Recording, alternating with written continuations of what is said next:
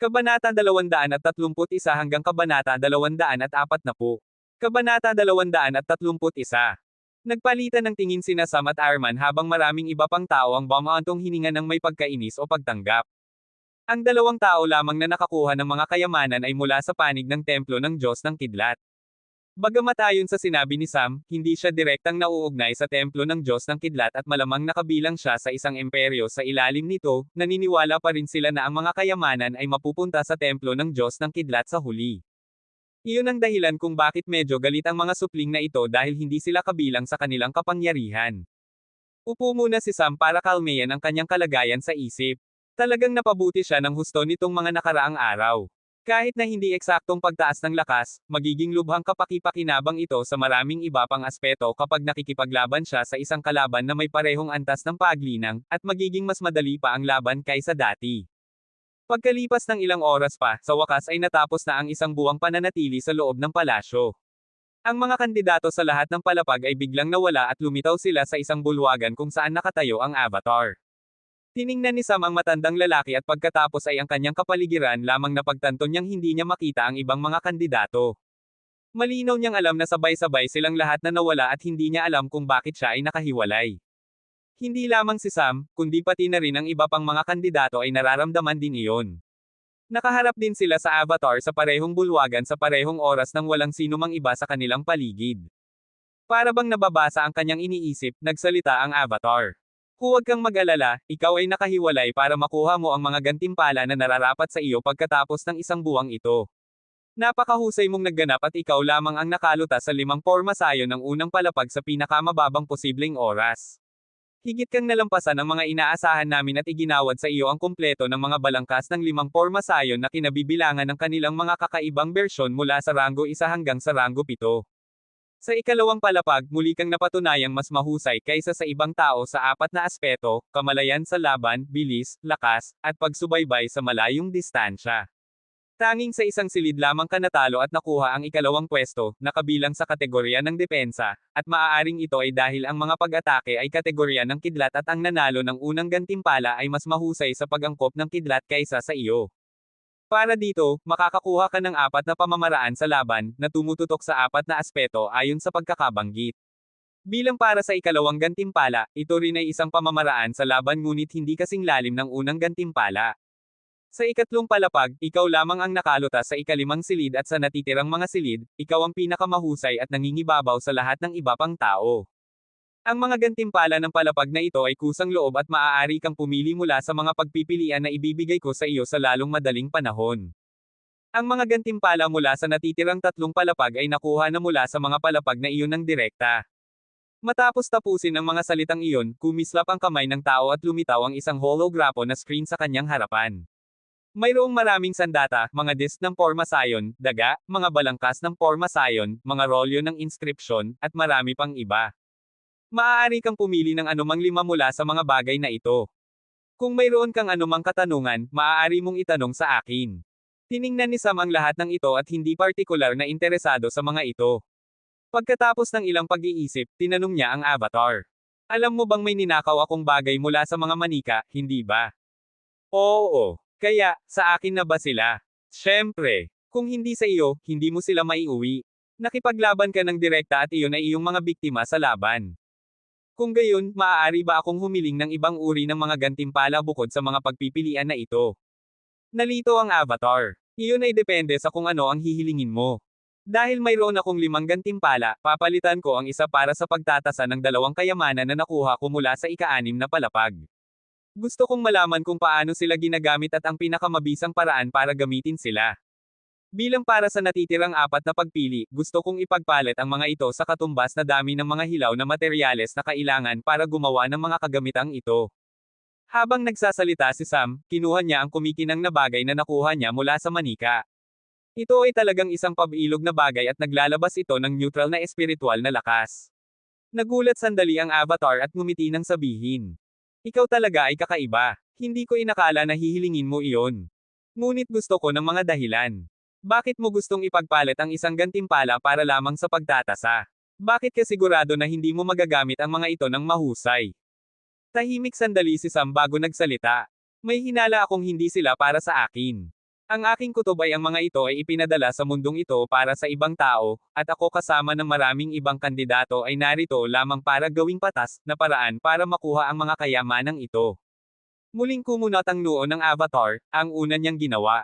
Parang marami kang alam na hindi ka dapat alam. Sa mga salitang iyon, ngumiti si Sam at tiningnan ang matandang lalaki na may masayahing kisap ng mata. Doon lamang napagtanto ng matandang lalaki na nahulog siya sa isang bitag. Tama iyon. Si Sam ay naglalagay ng bitag para makakuha ng mas maraming impormasyon. Matapos ang karanasan sa loob ng palasyo, naiintindihan niya na marami pang impormasyon ang kailangan niyang malaman. At matapos makita ang tato sa likod ni Arman na tumutugma sa simbolo sa kisame kasama ang estatwa at ang kakaibang pangyayari kay Arman, mayroon siyang isang conclusion, ang buong palasyo ng mana-mana ay narito para kay Arman, at iyon ay para ihain ng mana-mana mula sa taong nasa larawan kay Arman. Bakit niya naisip na, para lamang gawing patas? Ito ay dahil sa natitirang mga tato na nakita niya. Sila ay mga taong narito tulad niya at ni Arman, mula rin sila sa ibang mundo at nakaranas din ng muling pagkabuhay. Lahat sila ay narito para sa patas na laban para sa mga kayamanan at pamamaraan na ipinadala dito sa pamamagitan ng palasyo. Kaya't bumaril siya ng palaso sa dilim, at hindi niya alam na tumpak itong tumama sa target. Umiling lamang ang matandang lalaki at nagsalita. Ito nga pala ikaw ay isang taong pinili ng Sagalero. Hindi ka dapat maliitin. Napakahusay mong makakuha ng ganitong dami ng impormasyon mula lamang sa iyong mga obserbasyon. Ngunit iminumungkahi ko na huwag mong subukang makakuha ng mas maraming impormasyon ngayon. Malalaman mo ang dapat mong malaman kapag dumating ang tamang panahon.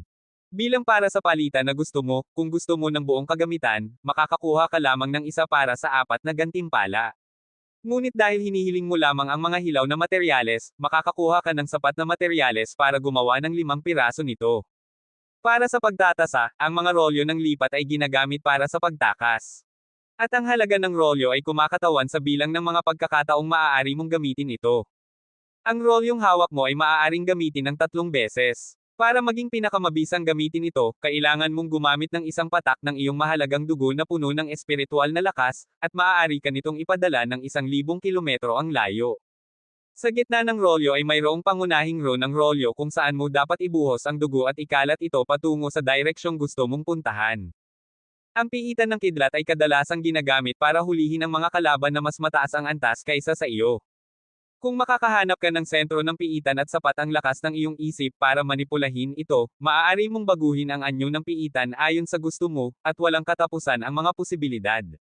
Para sa isang taong tulad mo, sa tingin ko ang piitan ng kidlat ay higit pa sa isang kasangkapan para sa paghuhuli.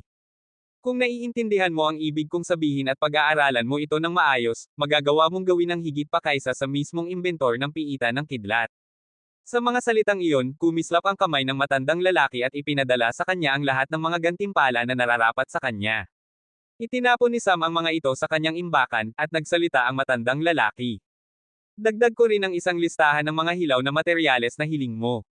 Makakatipid ito ng ilang gulo kung maghahanap ka ng mga ito sa hinaharap. Pagkatapos ay mayroon na lamang isang huling bagay na gagawin. Gumawa ng mga senadorya sa kamay ang Avatar, isinara ang mga mata, at umawit ng isang bagay. Isang maliwanag na liwanag ang lumabas mula sa kanyang mga kamay at biglang pumasok sa kamalayan ni Sam. Napatigilan sandali si Sam at isinara ang mga mata para pumasok sa kanyang kamalayan, at nakita niyang may isang maliit na pabilog na token na lumilipad doon. Ito ay makakatulong sa iyo na makapasok muli sa palasyo ng mana-mana. Mula sa araw na ito, tuwing 3 taon ay babukas ang palasyo ng mana-mana sa parehong mga lugar kung saan ito nabuksan ngayon, at ang parehong grupo ng edad ng mga tao ay mabibigyan ng pagkakataong pumasok dito. Bukod pa rito, bilang unang grupo ng mga taong nakapasok, ang inyong henerasyon ay makakakuha rin ng pagkakataong pumasok tuwing ito ay babukas hanggang sa maabot ninyo ang isang tiyak na edad. Siyempre, iba na ang mga pagsubok na haharapin ninyo. Nakakuha ka ng isang tatak dahil mayroon kang tato sa iyong likod, at ang iba pang may tato ay makakatanggap din ng mga tatak sa parehong paraan. Bukod pa rito, magkakaroon ng isang tiyak na bilang ng mga tatak na ibibigay sa mga kapangyarihang tumulong sa akin na ipagtipon kayo. Magsasagawa sila ng isang paligsahan para sa inyong grupo ng edad at pagkatapos ay ipamamahagi ang mga tatak na iyon. Ang mga tatak na hawak ninyo ay espesyal at nagbibigay ng permanenteng pagkakataong pumasok sa palasyo ng mana-mana hanggang sa maabot ninyo ang isang tiyak na antas ng paglinang. Ito ay pribilehiyo ng pagiging isang taong may tato na gusto kong tawaging mga kinikilala. Kung mamatay ang isang kinikilalang tao, ang kanyang tatak ay lilipat sa taong pumatay sa kanya, ngunit ito ay lamang kung ito ay isang patas na laban. Kung ang ibang tao ay isang mas malakas na kalaban, ang tatak ay gagawa ng isang huling pabor at lamunin ang kaluluwa ng taong iyon. At iyon ang nagtatapos sa lahat ng impormasyong karapatan mong malaman. Maaari ka nang umalis ngayon. Sa mga salitang iyon, hindi pa nakapagsalita si Sam nang biglang lumitaw siya sa harap ng pasukan ng kuwebo kung saan naghihintay sila ni Moria. Kabanata 232. Tumingin-tingin si Sam sa paligid para hanapin na ang lahat ng ibang kandidato ay dumating din kasama niya at may parehong mukhang nagulat tulad niya. Tiningnan ni Moria ang lahat ng kandidato, at dahil naroon na silang lahat, bumaantong hininga siya ng maluwag. Ngunit napansin niya ang ibang bagay. Matapos ang paunang pagtataka, lahat ay may ekspresyon na handa nang ipagtatanggol ang sarili habang may pagdududa silang tinitingnan ang isa't isa. Agad niyang naiintindihan kung ano ang problema, gaano man kaina ang pagganap ng isang tao, dapat silang nakakuha ng kahit ano man sa loob ng palasyo, at ngayon ay pinuprotektahan nila ito tulad ng isang mahalagang kayamanan. Inilinis ni Moria ang kanyang lalamunan at nagsalita. Huwag kayong mag-alala, mga kaibigan. Ang inyong mga gamit ay inyo lamang. Maliban na lamang kung kusang loob ninyong ibabahagi ang mga ito, walang sino man ang pupilitin kayong ibigay ang mga ito, hindi bababa sa teritoryo ng templo ng Diyos ng Kidlat na ito. Pinanunumpaan ko iyon sa dangal ng aming templo. Doon lamang kumalma ng kaunti ang ilan. Pagkatapos ay nagpatuloy si Moria. Ngayon ay opisyal na inanyayahan kayo ng templo ng Diyos ng Kidlat na sumali sa aming templo bilang mga panloob na alagad. Bibigyan kayo ng akses sa mga parehong yaman tulad ng aming mga panloob na alagad at maaari kayong turuan ng aming mga matandang pinuno at dakilang matandang pinuno. Kung mapapatunayan ninyo ang inyong halaga, maaari pa kayong maging direktang alagad ng mga dakilang matandang pinuno at ng mismong pinuno ng templo. Siyempre, lubos na naiintindihan kung hindi ninyo gustong sumali ngayon o kung gusto ninyong magkaroon ng panahon para bumisita sa inyong tahanan. Hindi pupilitin kayo ng templo ng Diyos ng Kidlat at garantisado pa rin namin ang inyong kaligtasan. Maraming kandidato mula sa 4 na imperyo ang natuwa dahil parabang natupad ang kanilang pangarap. Nagsimulang mag-usap sila, higit sa kalahati ay sumang-ayon na sumali, habang ang kalahati naman ay nais munang bumisita sa kanilang tahanan bago bumalik. Tinanong ni Philip at Jack si Sam kung sasali siya, at ang tanging sagot ni Sam ay, "Hindi ako sasali. Marami pa akong mga bagay na gustong makita sa imperyo. Paano naman kayo dalawa?" "Well, hindi ako maaaring manatili sa templo ng Diyos ng Kidlat. May ilang seryosong isyo ako tungkol doon." Sabi ni Philip na may ngiti. "Mayroon din akong mga gagawin sa imperyo." Sabi naman ni Jack. Sa ganitong paraan, tinanggihan ng tatlo sila ng alok, habang agad na sumali si Nicholas. Hindi man siya nag-isip ng isang segundo bago sumang-ayon. Lumapit siya kay Sam at nagsalita. "Ang kasalukuyan nating tala sa laban ay 2 panalo mo at 1 tabi. Sa susunod nating sparring, ibabago ko iyon kahit anong mangyari, kaya huwag kang masyadong mababa sa akin. Tingnan na lang natin." Sagot ni Sam na may ngiti. Pagkatapos ay bumalik siya kay Arman at nagsalita. "Kailangan ko ang mga materyales na ito. Aalis na ako sa lugar na ito, kaya mangyaring bilasan ninyo." Kinuha ni Arman ang listahan ng mga materyales at pagkatapos ay tumingin kay Sam. Ang mga materyales na ito ay kadalasang ginagamit para sa mga kagamitan sa komunikasyon, mga kristal na nagre-record, at iba pang gamit. Mahigpit itong kinokontrol at tanging ang tore ng manggagawa at ang mga panloob na miyembro ng templo ang may access dito. Tumango si Arman at nagsalita. "Ibibigay ko sa iyo ito sa pintuan ng espasyo." Pagkatapos ay umalis si Arman kasama ang iba pang miyembro ng templo ng Diyos ng Kidlat. "Ang lahat ng taong gustong umuwi ay sumunod sa akin. Pupunta tayo sa isla kung saan matatagpuan ang mga pintuan ng espasyo." Si Sam at ang kanyang 2 kaibigan, kasama si Nathan, ang tanging mga mula sa Imperyong Orion na uuwi. Pumunta sila patungo sa dalampasigan ng isla at may mga hayop na naghihintay na para sa kanila. Sumakay sila sa mga hayop at sa gabi ay nakarating sila sa isla kung saan inihahanda na ang mga pintuan ng espasyo. Inilalagay na rin ang mga bato ng espiritu. Sa pintuan na patungo sa Imperyong Orion ay may isang lalaking nasa gitna ng edad na naghihintay kasama ang emperador. Lumakad si Sam at ang iba patungo sa pintuan. Sandaling makita niya ang lalaking nasa gitna ng edad, parang pamilyar siya kay Sam, at kumunot ang noo niya nang makita ang malamig na tingin nito sa kanya. Makalilinis na ang pintuan sa 1 minuto. Maaari kayong magpahinga hanggang sa dumating iyon. Pumunta si Sam patungo sa mga kalapit na puno at umupo doon na nakataliwas ang mga paa. Sumunod sina Philip at Jack habang nag-uusap sila ng isang bagay. Mga 5 minuto ang lumipas, handa na ang pintuan, at dumating din si Arman mula sa ibang pintuan ng espasyo. Ang lugar na ito ay tila konektado sa pangunahing rehiyon ng templo ng Diyos ng Kidlat at walang akses ang mga dayuhan. Binigyan niya si Sam ng isang singsing na imbakan at nagsalita. Baka magkita tayo ng mabilis, kung mapapansin mo ang likod mo hanggang sa mangyari iyon. Sa mga salitang iyon, umalis siya sa paraang pagdating niya, at kumunat ang noo si Sam sa mga salitang iyon. Lumakad siya patungo sa pintuan ng espasyo kung saan nasa pormasayon na ang emperador at ang iba pa.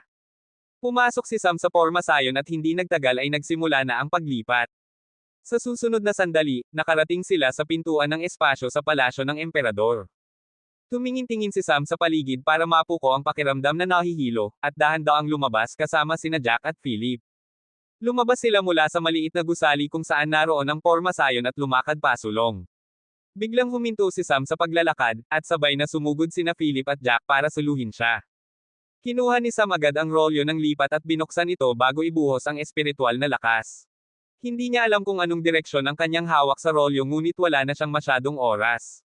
Hinailan niya sina Philip at Jack papunta sa dimensyon at isinaaktibo ang rolyo. Mabilis silang nawala, at sa eksaktong pwestong kanilang inookupahan ay may isang malaking kidlat na tumama at nag-iwan ng malaking pugad. Tinitingnan ng emperador ang pugad na may malungkot na mukha. Hindi niya inakala na mabibigo siya. Matagal na niyang gustong patayin si Sam at tumigil lamang siya dahil sa mga utos ni Moria. Ngayong tapos na ang palabas sa palasyo, plano na niyang patayin ito. Hindi na niya matiis na hintayin pa si Sam na pumasok sa imperyo, ngunit paulit-ulit na sinabi ng mga matandang pinuno na huwag sasaktan ang anumang kandidato sa kanilang teritoryo. Iyon ang dahilan kung bakit nakipag-ugnayan siya sa ama ni Ben, na labis din namang nababagabag dahil binugbog ng anak niya si Sam. Natutunan niya rin ang distansya kung saan hindi maapektuhan ang pintuan ng espasyo kapag siya ay umatake.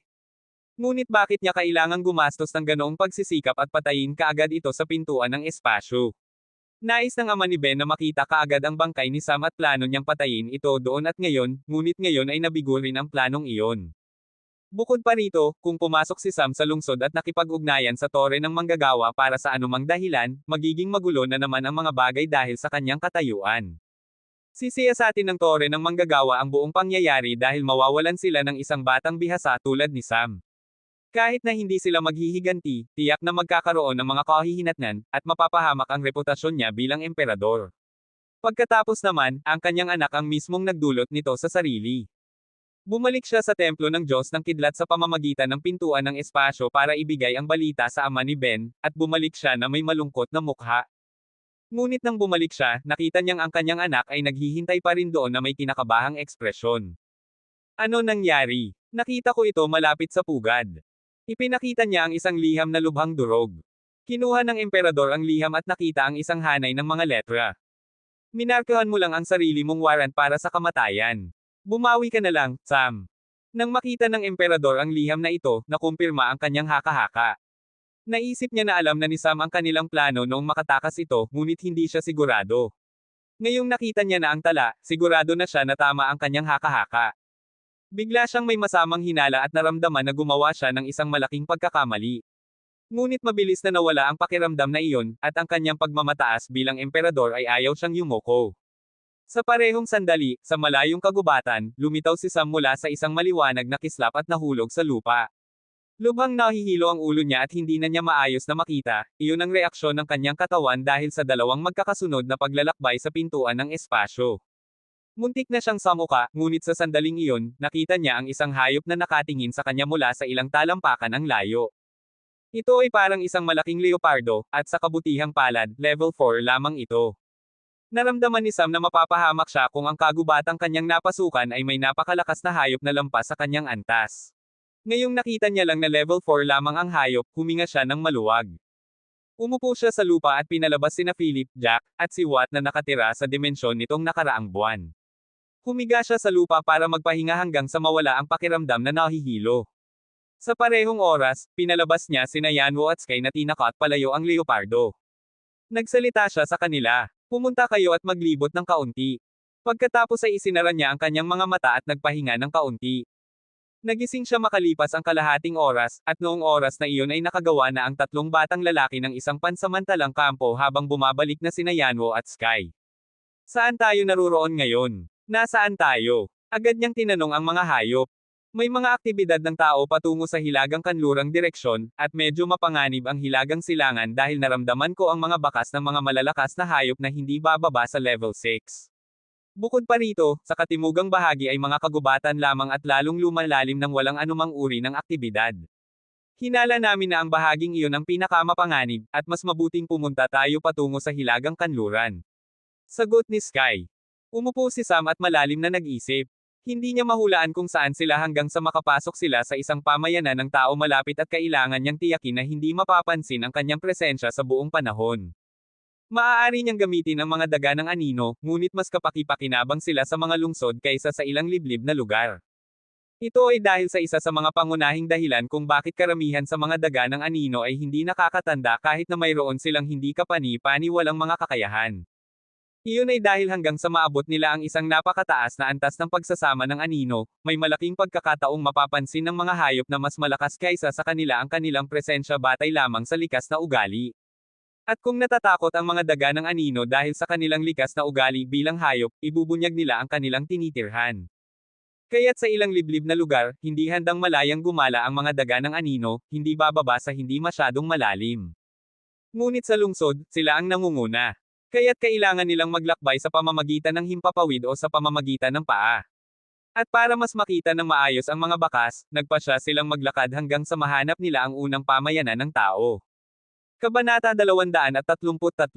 Palit ng damit sina Sam at ang grupo, at lalo na sina Sam at Watt ay tinanggal nila ang kanilang mga Amerikana na nakakaakit ng pansin at nagsuot ng mga karaniwang damit. Minsan-minsan ay pumupunta sina Yanwo at Sky para maglibot at magsaliksik, at maingat silang naglakbay sa paan ng 3 araw bago makakita ng maayos na daanan. Pumili sila ng isang direksyon ng basta-basta at nagsimulang lumipad sa ibabaw nito, at makalipas pa ang 3 araw ay nakita na nila ang kanilang unang lungsod. Sa kanilang paglalakbay, iniiwasan nila ang anumang posibleng pagtatagpo sa ibang mga manlalakbay. Hindi gustong makalusot ni Sam ang anumang impormasyon dahil posibleng gumawa na ng aksyon ang emperador para harapin siya. Hindi niya rin isinama ang iba pang kaibigan sa dimensyon dahil posibleng mapigilan sila roon sa hinaharap, kaya't binigyan niya sila ng kaunting kalayaan. Nang makita na nila ang unang lungsod, bumaba sina Sam at ang iba sa malapit, at itinapon niya ang lahat kasama ang kanyang sarili sa dimensyon bago ipag-utos sa mga daga ng anino na sundan ang isang caravan ng mga mangangalakal para pumasok sa lungsod. Ngayon, ang tanging kailangan niyang gawin ay malaman kung saan talaga sila naruroon at kung saan sila dapat pupunta mula rito. Pumasok sila sa mga squatter area at nagtago ng malalim sa ilang mga pabahay na hindi na ginagamit. Lumabas si Sam doon at pumunta sa loob ng lungsod. Ang mga squatter area ay lugar kung saan maraming bagong tao ang pumapasok araw-araw, at wala silang pakialam sa mga bagong mukhang lumalabas doon. Bukod pa rito, nagsuot si Sam ng isang balabal at nagkunwaring matanda at mahina, na naging dahilan para hindi pansinin ang kanyang presensya. Pagkatapos ay nagsimula siyang gumana kasama ang ilang mga daga ng anino. Ipinaubaya niya sa mga daga ng anino na pumasok sa mga istasyon ng mga gwardya ng lungsod, habang siya naman ay pumunta sa isang tahimik na lugar, kung saan maraming tao ang dumadaan. Binigyan niya ng suhol ang isang waiter at nakuha ang lahat ng impormasyong kailangan niya. Sa kasalukuyan ay nasa isang lungsod siya na pinangalanang Lungsod ng Mapula, at bahagi ito ng dukdom ng bituin sa Hilaga. Hindi ito masyadong malapit sa hilagang hangganan ng imperyo, at hindi rin malapit sa lungsod ng bituin sa Hilaga. Ito ay eksaktong nasa gitna ng dukdom, at ang lungsod na ito ay isa sa mga lungsod na walang espesyal na katangian. Pinangalanan ng lungsod ayon sa pamilya ng pinuno ng lungsod na ginantimpalaan ng lungsod ng itatag ang imperyo. Matapos makakuha ng ilang impormasyon, bumalik si Sam sa mga squatter area at maingat na pumasok sa isang eskinita bago mawala sa dimensyon, pagkatapos ay muling lumitaw sa lumang gusaling sira na kanilang tinitirhan bilang kanlungan. Sinabi niya sa kanila ang lahat ng kanyang natutunan at hiniling na mag-isip sila kung ano ang pinakamahusay na paraan para magpatuloy. Kahit na mataas ang posibilidad na si Sam ang gagawa ng huling desisyon, walang dahilan para hindi makinig sa mga mungkahi. Sa gabi ay bumalik ang mga daga ng anino, at mula sa kanilang natutunan sa istasyon ng mga gwardya ng lungsod, walang opisyal na pahayag sa mga mamamayan na si Sam ay hinahanap ng imperyo bilang isang kriminal. Sa halip, natuklasan ng mga daga na ang ilan sa mga mataas na opisyal ng mga gwardya ng lungsod at mga opisyal ng lungsod ay nag-uusap tungkol sa isang tao. Bagamat hindi nakita ng mga daga ang larawan ni Sam sa kanilang lugar, may ilang impormasyon na nagpahiwatig na malamang na siya ang pinag-uusapan nila, at iyon ay tungkol sa kanyang mga propesyon. Ang mga opisyal ay nagsasalita tungkol sa maraming propesyon ni Sam, at inutusan sila ng kanilang mga nakatataas na bantayan ang tatlong tore ng propesyon kung saan siya ay kasapi. Binanggit din na dapat silang magulat kung may anumang batang henyo ang lilito sa loob ng tore. Halos sigurado si Sam na tungkol siya roon. Wala nang modo ang emperador sa pagtrato kay Sam, at wala na siyang ibang pagpipilian kundi hanapin at hulihin siya. Dahil kapag nakatakas si Sam at hindi na makuha ng emperador, ang potensyal at talino ni Sam ay magiging dahilan ng pagkakahamak niya. Ngunit hindi niya maaaring ilarawan si Sam bilang isang mapanganib na kriminal bago niya malaman ang eksaktong kinaroroonan nito. Wala siyang ebidensya, at alam ng lahat na may matinding hidwaan si Sam sa lahat ng mga makapangyarihang tao. Iisipin ng publiko na ang emperador ay labis na makapangyarihan, at sa kabisera ng imperyo at sa tatlong tore ng propesyon kung saan may katayuan si Sam, kailangang sila ay pumili ng panig kay Sam dahil sa kanyang mga titulong hawak. Alam ng emperador na wala siyang magandang reputasyon sa imperyo, ngunit hindi na niya gustong makakuha ng masamang pangalan na maaaring samantalahin ng kaaway na imperyo. Kung talagang lalapitin ni Sam ang mga ito, wala silang ibang pagpipilian kundi tanggapin at protektahan siya mula sa mga akusasyon ng imperyo. Iyon ang isa sa mga dahilan kung bakit nais ng emperador na patayin kaagad si Sam sa loob ng mga bakuran ng palasyo. Mula sa kanyang nakita, si Sam ay isang maingat na tao at maingat na nagpaplano ng lahat. Iyon ang dahilan kung bakit siya ay gumawa ng isang patagang pag-atake, ngunit hindi niya inakala na ganoon kaingat si Sam at handa na rin para sa ganitong sitwasyon. Sama-sama nang nakaupo sina Sam at ang tatlong natitira sa loob ng gusali at nagsimulang mag-usap. May dalawang pagpipilian silang nakaharap. Ang una ay tumawid sa hilagang hangganan at tumakas patungo sa kalapit na imperyo, at ang pangalawa ay laruin ang larong pusa't daga kasama ang emperador. Nahihirapan sila dahil hindi ganang handang tumawid sa hangganan si Sam, hindi pa naman ngayon. Dahil siya ay nakipagkasundo kay Jack na wasakin ang pugad ng itim na tubig at hanapin ang pumatay sa ama nito, at ang kanyang pagmamataas ay hindi nagpapahintulot sa kanya na tanggapin ang pagtakas. Maaaring sabihin ng iba na ang isang matalinong tao ay yumuyuko dahil sa mga sitwasyon, ngunit naniniwala si Sam na ang isang may kakayahang tao ay maaaring baguhin ang mga sitwasyon para mapakinabangan ito.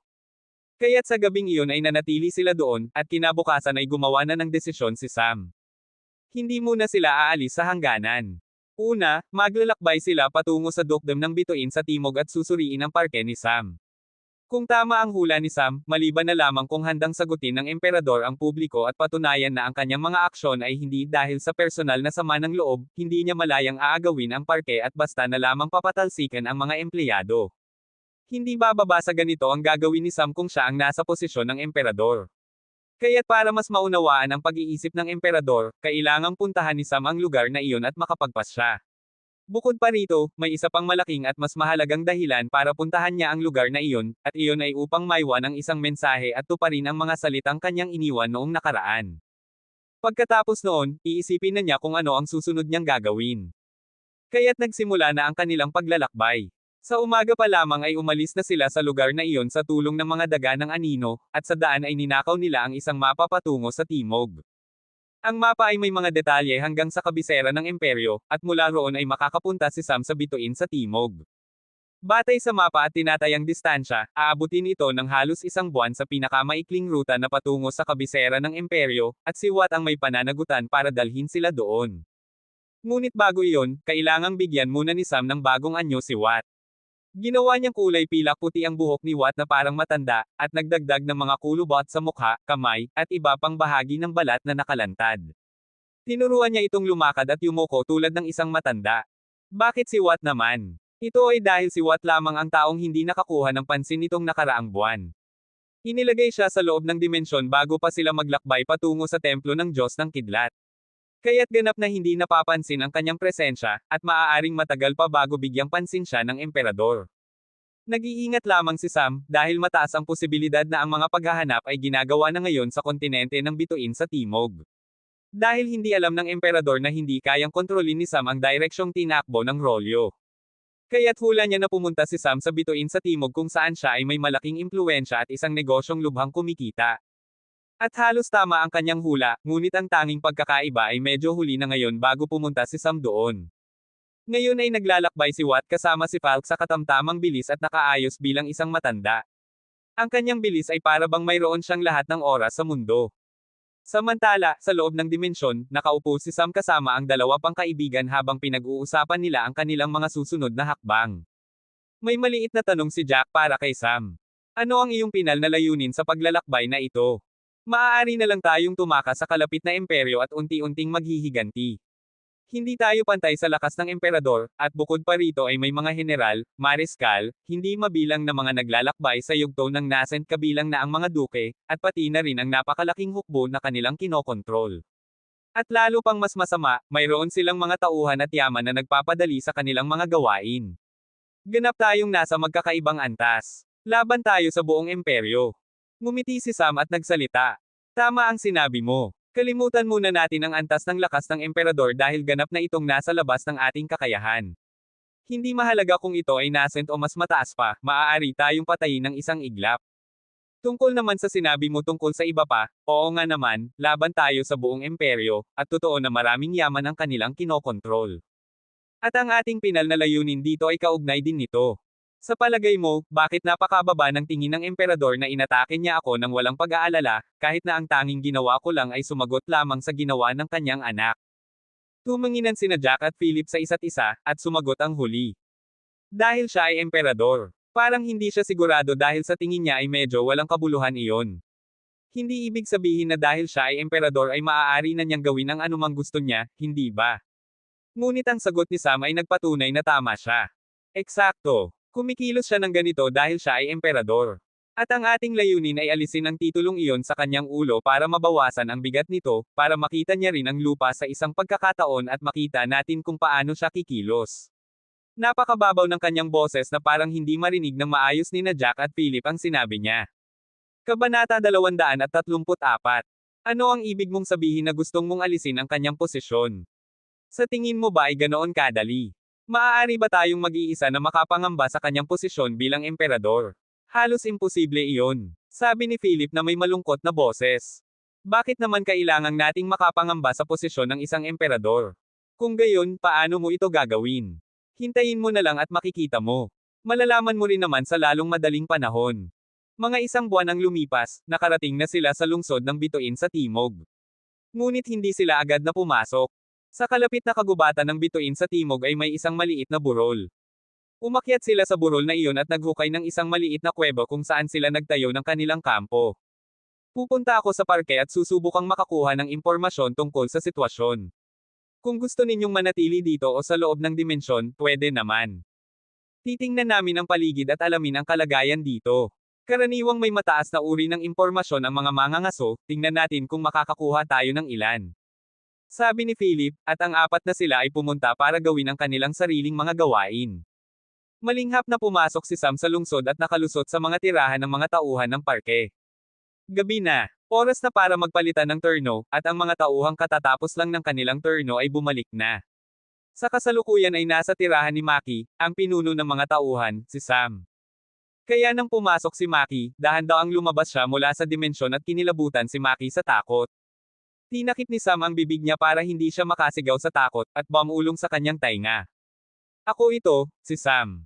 Kumalma ng kaunti si Maki at bumalik ang kanyang karaniwang mukhang walang emosyon. Talagang may kakayahan ka nga, boss. Maaari ka pang pumasok sa lungsod sa ganitong sitwasyon. Ano ang kalagayan ngayon? Well, bumalik ang duke ilang araw na ang nakalipas kasama ang isang lalaking nasa gitna ng edad, at nagkaroon sila ng pagpupulong kasama ang mga pangunahing tauhan ng parke. Sinabi niya na ikaw ay isang kriminal na tumatakas, at plano nilang kunin ng tahimik ang parke. Hindi sumang-ayon ang mga pinuno ng tatlong tore dahil natatakot pa rin sila sa iyong mga kakayahan.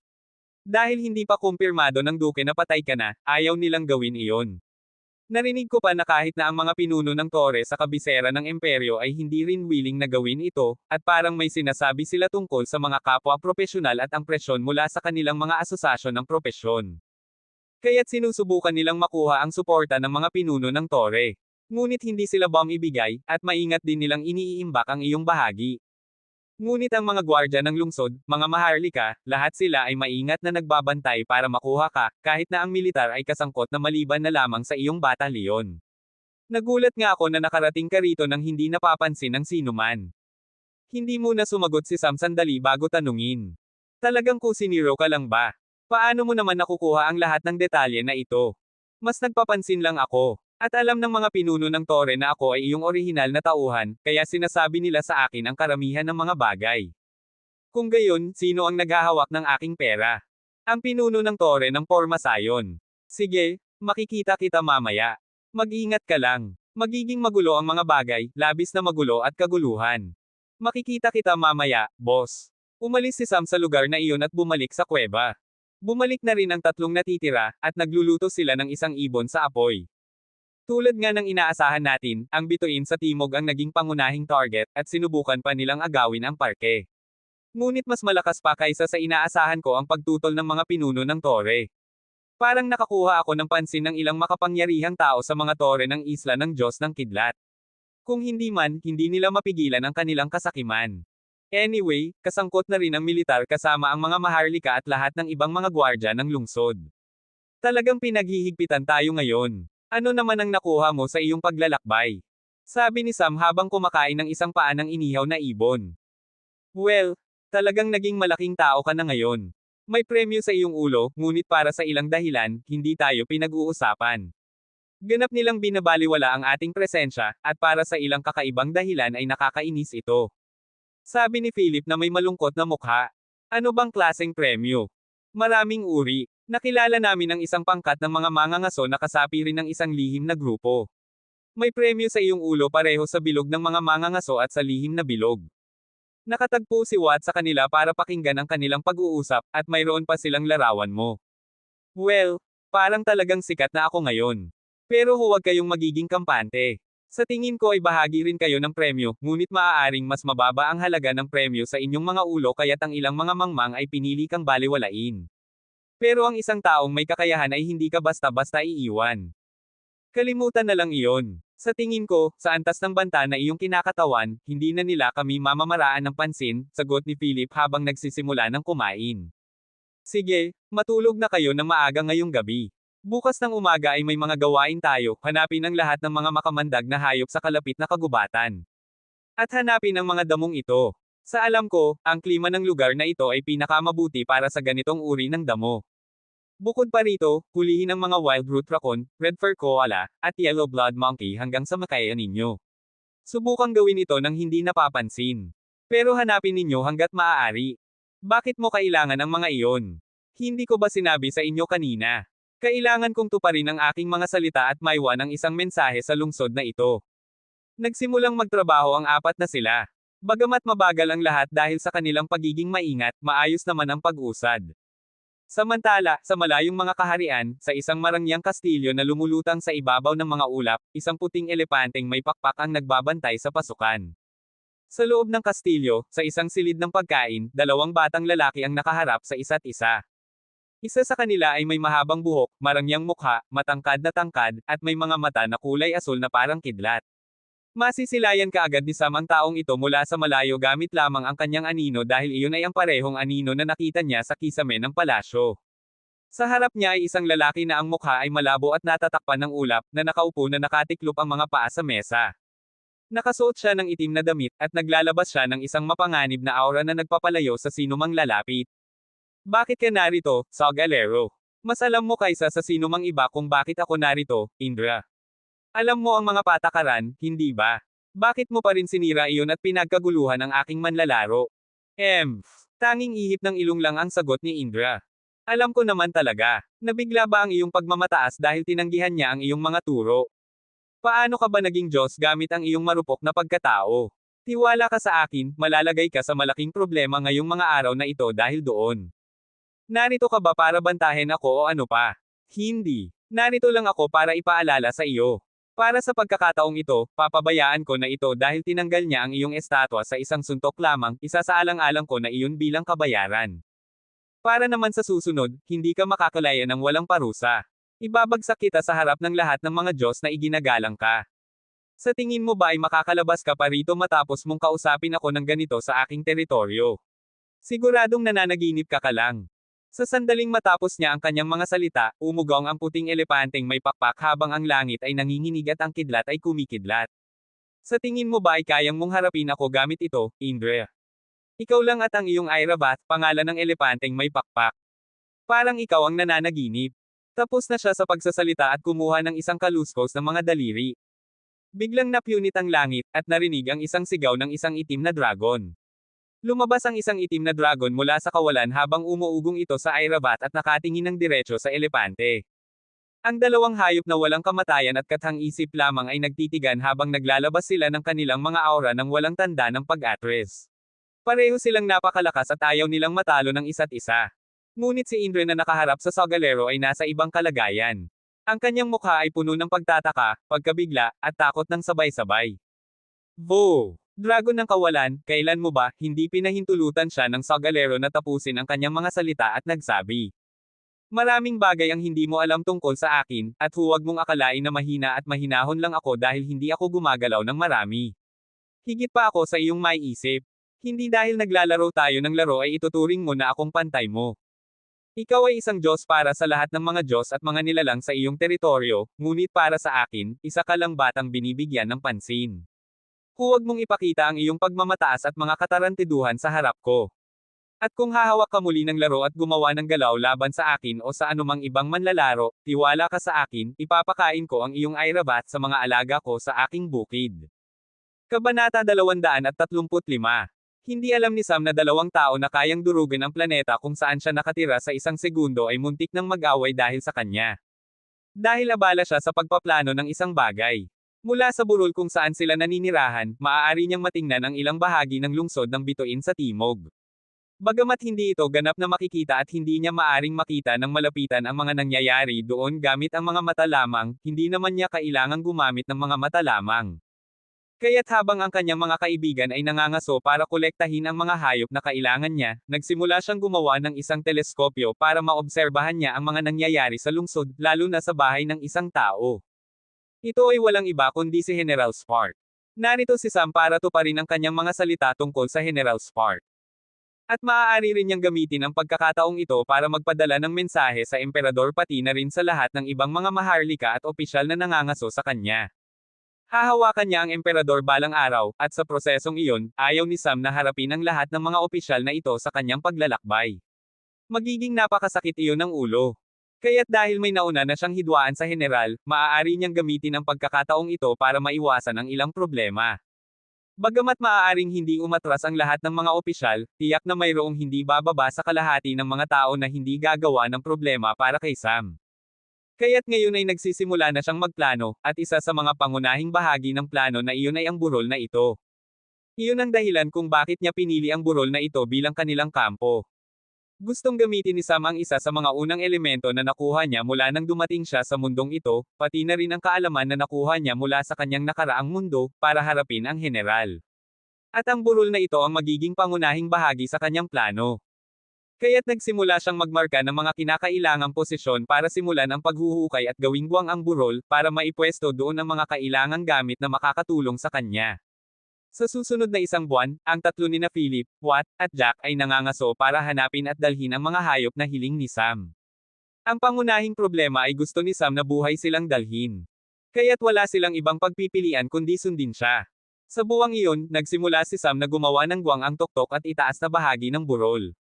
Bukod pa rito, sinusubaybayan niya ang mga gawain ng general araw-araw at ginugugol ang natitirang oras sa pagsasaliksik ng isang pormasayo na kanyang dinisenyo para sa layuning ito. Mula pa noong una, may hinala si Sam na ang mga pormasayo ng mundong ito ay pinipigilan ng kanilang pag-iisip na huwag gumamit ng anumang bagay maliban sa mga energy node.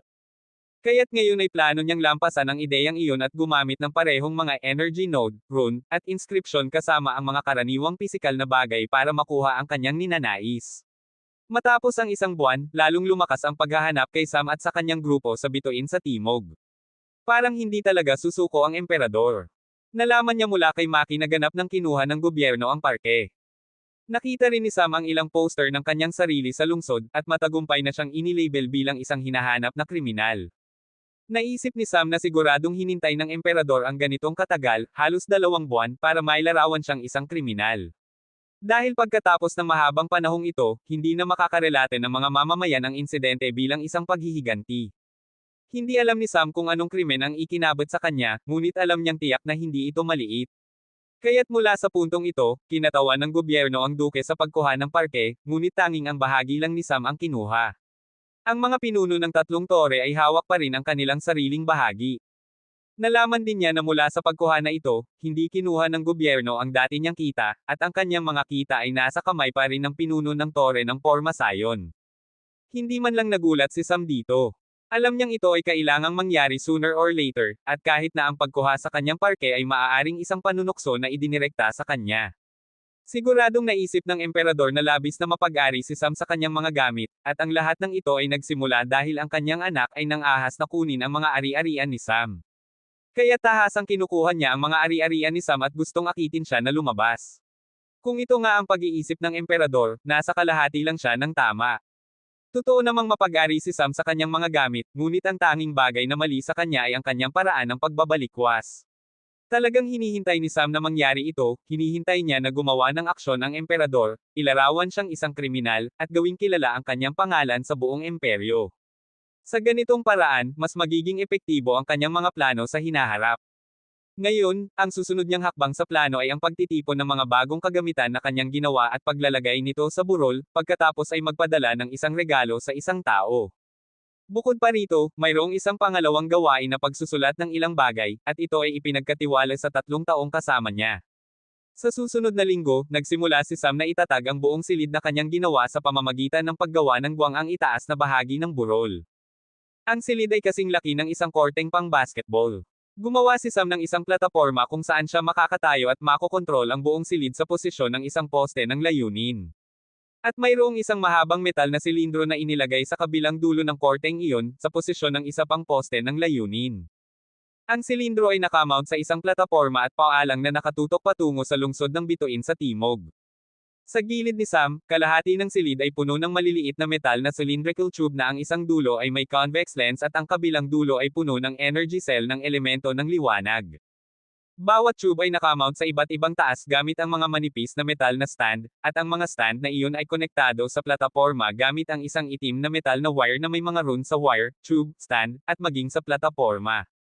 Ang plataporma ay gawa sa isang metal na kama na may isang patong ng malakristal na bagay, pagkatapos ay natatakpan ng maraming rune. Marami rin ang bilang ng mga tube, humigit kumulang daan-daang 20.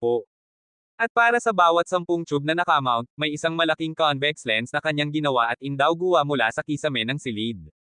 Mula doon, para sa bawat 4 na malalaking convex lens, may isang mas malaking convex lens na indawguwa mula sa pader. At sa huli, ang 3 mas malalaking lens na ito ay nakatutok sa loob na dulo ng malaking metal na silindro na nakaharap sa bituin sa timog. Ang loob na dulo rin ay may isang malaking convex lens, at may mga rune na inscription sa loob na bahagi ng silindro. Ang labas na dulo naman na nakaharap sa bituin sa timog ay isang lens din. Matapos ilagay ang lahat sa tamang posisyon, suriin kung tama ang sukat at hugis ng bawat bagay, at tiyakin na buo pa rin ang lahat ng rune, ginugol ni Sam ang susunod na linggo sa pag-aayos ng mga ito habang ang 3 naman ay nagtatrabaho sa mga liham na kailangang isulat sa ngalan ni Sam. Matapos ang 2 gawaing ito, mayroon na lamang isang huling bagay na gagawin, ang paghahanda ng isang regalo. Pagkatapos nito, matatapos na ang yugto ng paghahanda para sa plano. Ang paghahanda ng mga reg along ito ay kung saan papasok ang mga hayop.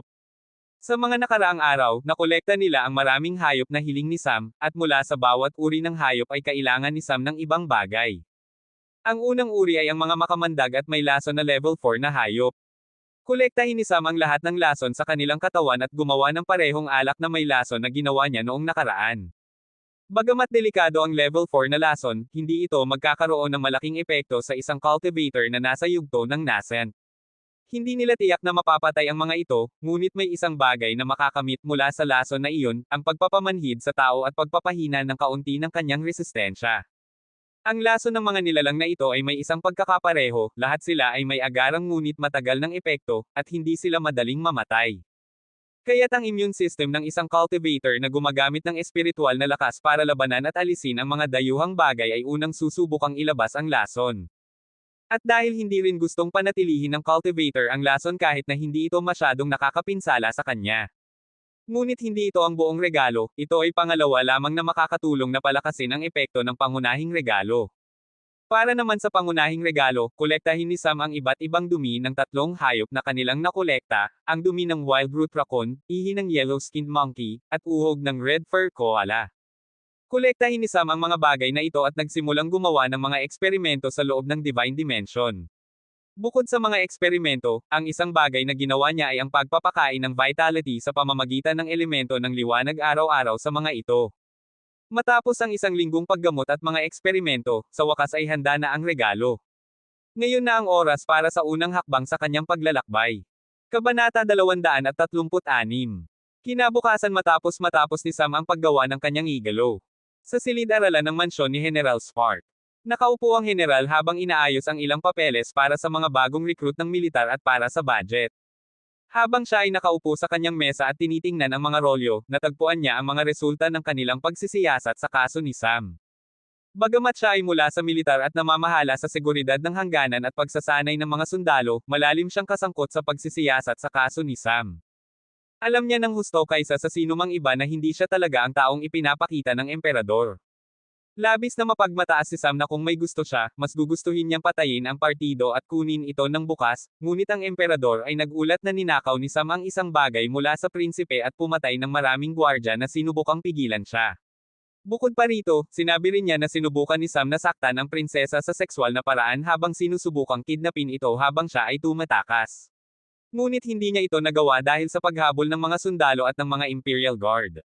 Ngunit hindi naniniwala si General Spark sa kahit na isang salita na nakasulat sa ulat. Ngunit may isang bagay siyang pinaniniwalaan, tiyak na labis na napaiyak ni Sam ang emperador. Dahil may hidwaan siya kay Sam at para sa ilang dahilan, ayaw ng pangasiwaan ni General Mercury ang pagsisiyasat sa kasong ito, kaya't kanya na itong kinuha. Ngunit walang anumang makabuluhang pag-unlad. 2 buwan na siyang naghahanap ngunit walang positibong resulta. Nagsisimula na siyang isipin na hindi si Sam sa dukdom ng bituin sa timog, at kung totoo namang nasa Imperyong Orion pa rin siya. Ngunit biglang naramdaman niya ang isang bagay na gumagalaw sa ibabaw niya. Nang tumingin siya pataas, nakita niya ang isang garapon ng salamin sa ibabaw ng isang kahoy na sala. Ngunit bago pa niya maunawaan kung ano ito, nakita niya ang isang maliwanag na dumating mula sa bintana sa kanyang kanang bahagi. Ang maliwanag na berdeng liwanag ay napakasakit sa mata na parang nasunog ang kanyang mga mata sandaling makita ito. Sa sandaling iyon, lahat ng tao sa lungsod ng bituin sa timog ay nakakita ng isang maliwanag na berdeng liwanag na papunta sa lungsod. Ang ilan ay humanga at namangha sa marangyang tanawin, ngunit ang mga malalakas na tao at mga eksperto ay may ganap na ibang reaksyon, nadarama nila ang panganib na may dudulot ng sinag ng liwanag na iyon. Lahat ito ay nangyari sa isang iglap. Ang taong target ng sinag ng liwanag, si General Spark, ay naramdaman din ang banta bilang ang pangalawang pinakamalakas na tao sa lungsod. Ngunit ito ay liwanag, may mas mabilis pa ba sa isang sinag ng liwanag? Naramdaman ng general na parang nasusunog ang kanyang buong katawan. Natunaw ang kanyang baluti, at hindi nagtagal ay nagsimulang masunog ang kanyang balat, na nagpapalantad sa karamihan ng kanyang mga hibla ng kalamnan. Naramdaman niyang maaari na siyang mamatay anumang sandali, ngunit bago pa mangyari iyon, biglang nawala ang sinag ng liwanag at nahiga siya pabalik dahil sa sakit. Lahat ng ito ay nangyari sa isang maliit na bahagi ng segundo. Nang mahulog ang lalaki, nakita niya ang garapon ng salamin na napansin niya kanina na bumagsak sa kanya. Alam niyang anuman ang likidong nasa loob ng garapon ay hindi maganda, at may kakaibang hinala siya kung sino ang gumawa nito sa kanya. Nang bumagsak ang garapon ng salamin sa kanya, napansin niyang bukas ito at nagsimulang pumasok ang likido sa kanyang katawan. Naramdaman niya ang sakit ng pagkasunog ng kanyang katawan, at lalong lumala ito dahil sa likido. Unti-unting nawawala ng malay siya. Sa loob ng 2 minuto, maraming mga makapangyarihang tao ang nagsimulang pumunta patungo sa tahanan ni General Spark, at isang pangkat ng mga tauhan ang naglakbay patungo sa direksyon kung saan nagmula ang sinag ng liwanag. Nang pumasok ang duke sa tahanan ng general, nakita niya ang isang katawang kalahating nasunog at isang sirang walang laman na garapon ng salamin na may kaunting dugo sa paligid nito. Mabilis niyang sinuri at bumaantong hininga nang maluwag nang makita na buhay pa ito. Hindi nagtagal ay maingat siyang inilipat sa kwarto nang hindi siya ginigising, at ang pinuno ng tore ng parmasyutiko, ang pinakamahusay na potion master, at pati na rin ang manggagamot mula sa mansyon ng duke ay dumating para tingnan siya. Sa parehong oras, ang pangkat na pinamumunuan ng Deputy General ay lahat ay nagulat nang makita ang naiwan sa lugar ng burol. Ang buong burol ay nawala sa lugar, na nagiiwan ng isang malaking hukay na umaabot sa maraming yarda ng kagubatan. At sa lugar ng burol ay may isang liham na naiwan. Kinuha niya ang liham at agad itong dinala sa tahanan ng general. At nang dumating siya doon, may isang bagay na hindi niya inasahan. Ang mga manggagamot at lahat ng ibang mga eksperto ay lubos na nababagabag. Inabot niya ang liham sa duke at pagkatapos ay lumakad patungo sa isang taong tila assistant ng isa sa mga manggagamot para itanong ang kalagayan. Ang itaas na bahagi ng katawan ay ganap na nasunog, at isang kakaibang likido ang natapon sa mga sugat. Hindi maunawaan ng buo ng mga manggagamot, potion master, at kahit na ng mga master ng lason ang likido. Ang tanging natagpuan nila ay ang mga bakas ng mga lason mula sa ilang hayop, at pinaghihinalaan nilang ang lason ay gawa sa mga lason ng maraming level 4 na nilalang. Ngunit hindi sila makagawa ng anumang aksyon dahil hindi nila mahanap ang eksaktong proporsyon at kalikasan ng lason. Natatakot sila na ang pagpapagaling ng mga paso bago gumaling ng lason ay mag-iiwan ng malubhang epekto pagkatapos. Bago pa makapagtanong pa ang Deputy General, nagulat siya sa aksyon ng duke na biglang naglabas ng kanyang aura dahil sa matinding pagkabalisa, at sa parehong oras ay nahulog ang liham. Kinuha ng Deputy General ang liham at nagulat nang makita ang nilalaman nito. Magandang araw sa sinumang nagbabasa ng liham na ito. Ang mensaheng ito ay para sa karangalan mong General Spark at para sa duke ng bituin sa Timog. Ako si Sam. Oo, iyon ang parehong taong hinahanap sa buong imperyo at ang parehong taong dapat na ang nagnakaw sa prinsipe, ang nagnakaw ng prinsesa na may layuning saktan siya sa sexual na paraan. Isinusulat ko ang liham na ito dahil nais ko lamang sabihin na tuparin ko ang aking mga salita kay General Spark. At sa parehong oras, ito ay para magpadala ng mensahe. Una, hayaan mong ilinaw ko ang isang bagay. Hindi ako hihingi ng tawad na ako ay inosente, o anumang bagay pa tungkol sa kung paano ako binatikos ng emperador. Ngunit ang isang bagay na nais kong sabihin ay ito ang aking deklarasyon ng digmaan, laban sa emperador ng Orion. Mula ngayon, magsisimula akong magkaroon ng digmaan laban sa Imperyong Orion. At dahil ako ay isang hinahanap na kriminal, kikilos ako bilang isa. Binibigyan ko ng isang buwan ang lahat ng mga opisyal at mamamayan ng imperyo. Ang sinumang patuloy na maghahabol sa akin ay magiging aking kaaway kahit sino pa sila. Ito ay pagitan ko at ng emperador. Kung hindi ka sasali dito, hindi rin kita sasaliin. At sa loob ng isang buwan, kung makakakita ako ng isang taong interesado sa akin, isasali ko rin sila. Tungkol naman sa kalagayan ng general. Mamamatay siya, at habang sinusubukan ninyong iligtas siya, mas mabilis siyang mamamatay. Kaya't hinihikayat ko kayong huwag nang magsayang ng pagsisikap at dagdagan pa ang kanyang sakit. Sam. Nang matapos niyang basahin ang liham, ramdam ng deputy na nagyelo ang kanyang puso. Kilala niya si Sam. Sa katunayan, nakita niya itong malapitan na nagwawasak ng mga rehimyento at nagtatayo ng isang batalyon na makakapantay sa isang rehimyento. Alam niya kung gaano ka mapagmataas ang taong iyon, at para sa isang batang lalaki na may mga tagumpay na iyon, mayroon siyang lahat ng dahilan para maging mapagmataas at mapanghusga. Nagulat siya na hindi nagpakita ng anumang pagbabalikwa si Sam, ngunit ngayong ipinakita na niya ito, siya ay natigilan at medyo natakot. Hindi niya alam kung paano kikilos. Sa susunod na 2 araw, maraming mga pangyayari ang nangyari sa buong lungsod. Maraming mga liham ang bumabagsak mula sa langit na ibinabato ng mga ibon sa buong teritoryo ng bituin sa timog na may parehong mensahe na nakasulat sa liham ni Sam para sa duke. Ang buong dukedom ay nasa estado ng pagkabalisa. Bukod pa rito, may isang bagay na mas masama pa ang nangyari kay General Spark. Nakita nila sa loob ng 2 araw ang tamang timpla ng lason, at pagkatapos ay gumawa pa sila ng 1 araw para gumawa ng antidote, bago nila siya normal na pinagaling. Hanggang sa oras na iyon, pinanatili nilang stable siya sa pamamagitan ng sapat na paggamot. Ngunit nagsimula ang isang bagong problema pagkatapos noon. Ang mga panloob na organo ng general ay nagsimulang mabulok isa-isa. Unti-unting nabubulok ang mga ito. Sinubukan nilang pagalingin ito, at sa ilang sandali ay nakapag-regenerate sila ng organo, ngunit ang susunod na pag-atake ay nangyari ng mas mabilis. Matapos ang unang pag-atake sa kanyang mga baga, ang pangalawang pag-atake ay nangyari 2 oras mamaya, ngunit matapos nilang pagalingin siya, ang susunod na pag-atake ay nangyari sa loob ng 1 oras at 40 minuto. Ang parehong bagay ay nangyari sa kanyang atay, tiyan, at bitoka.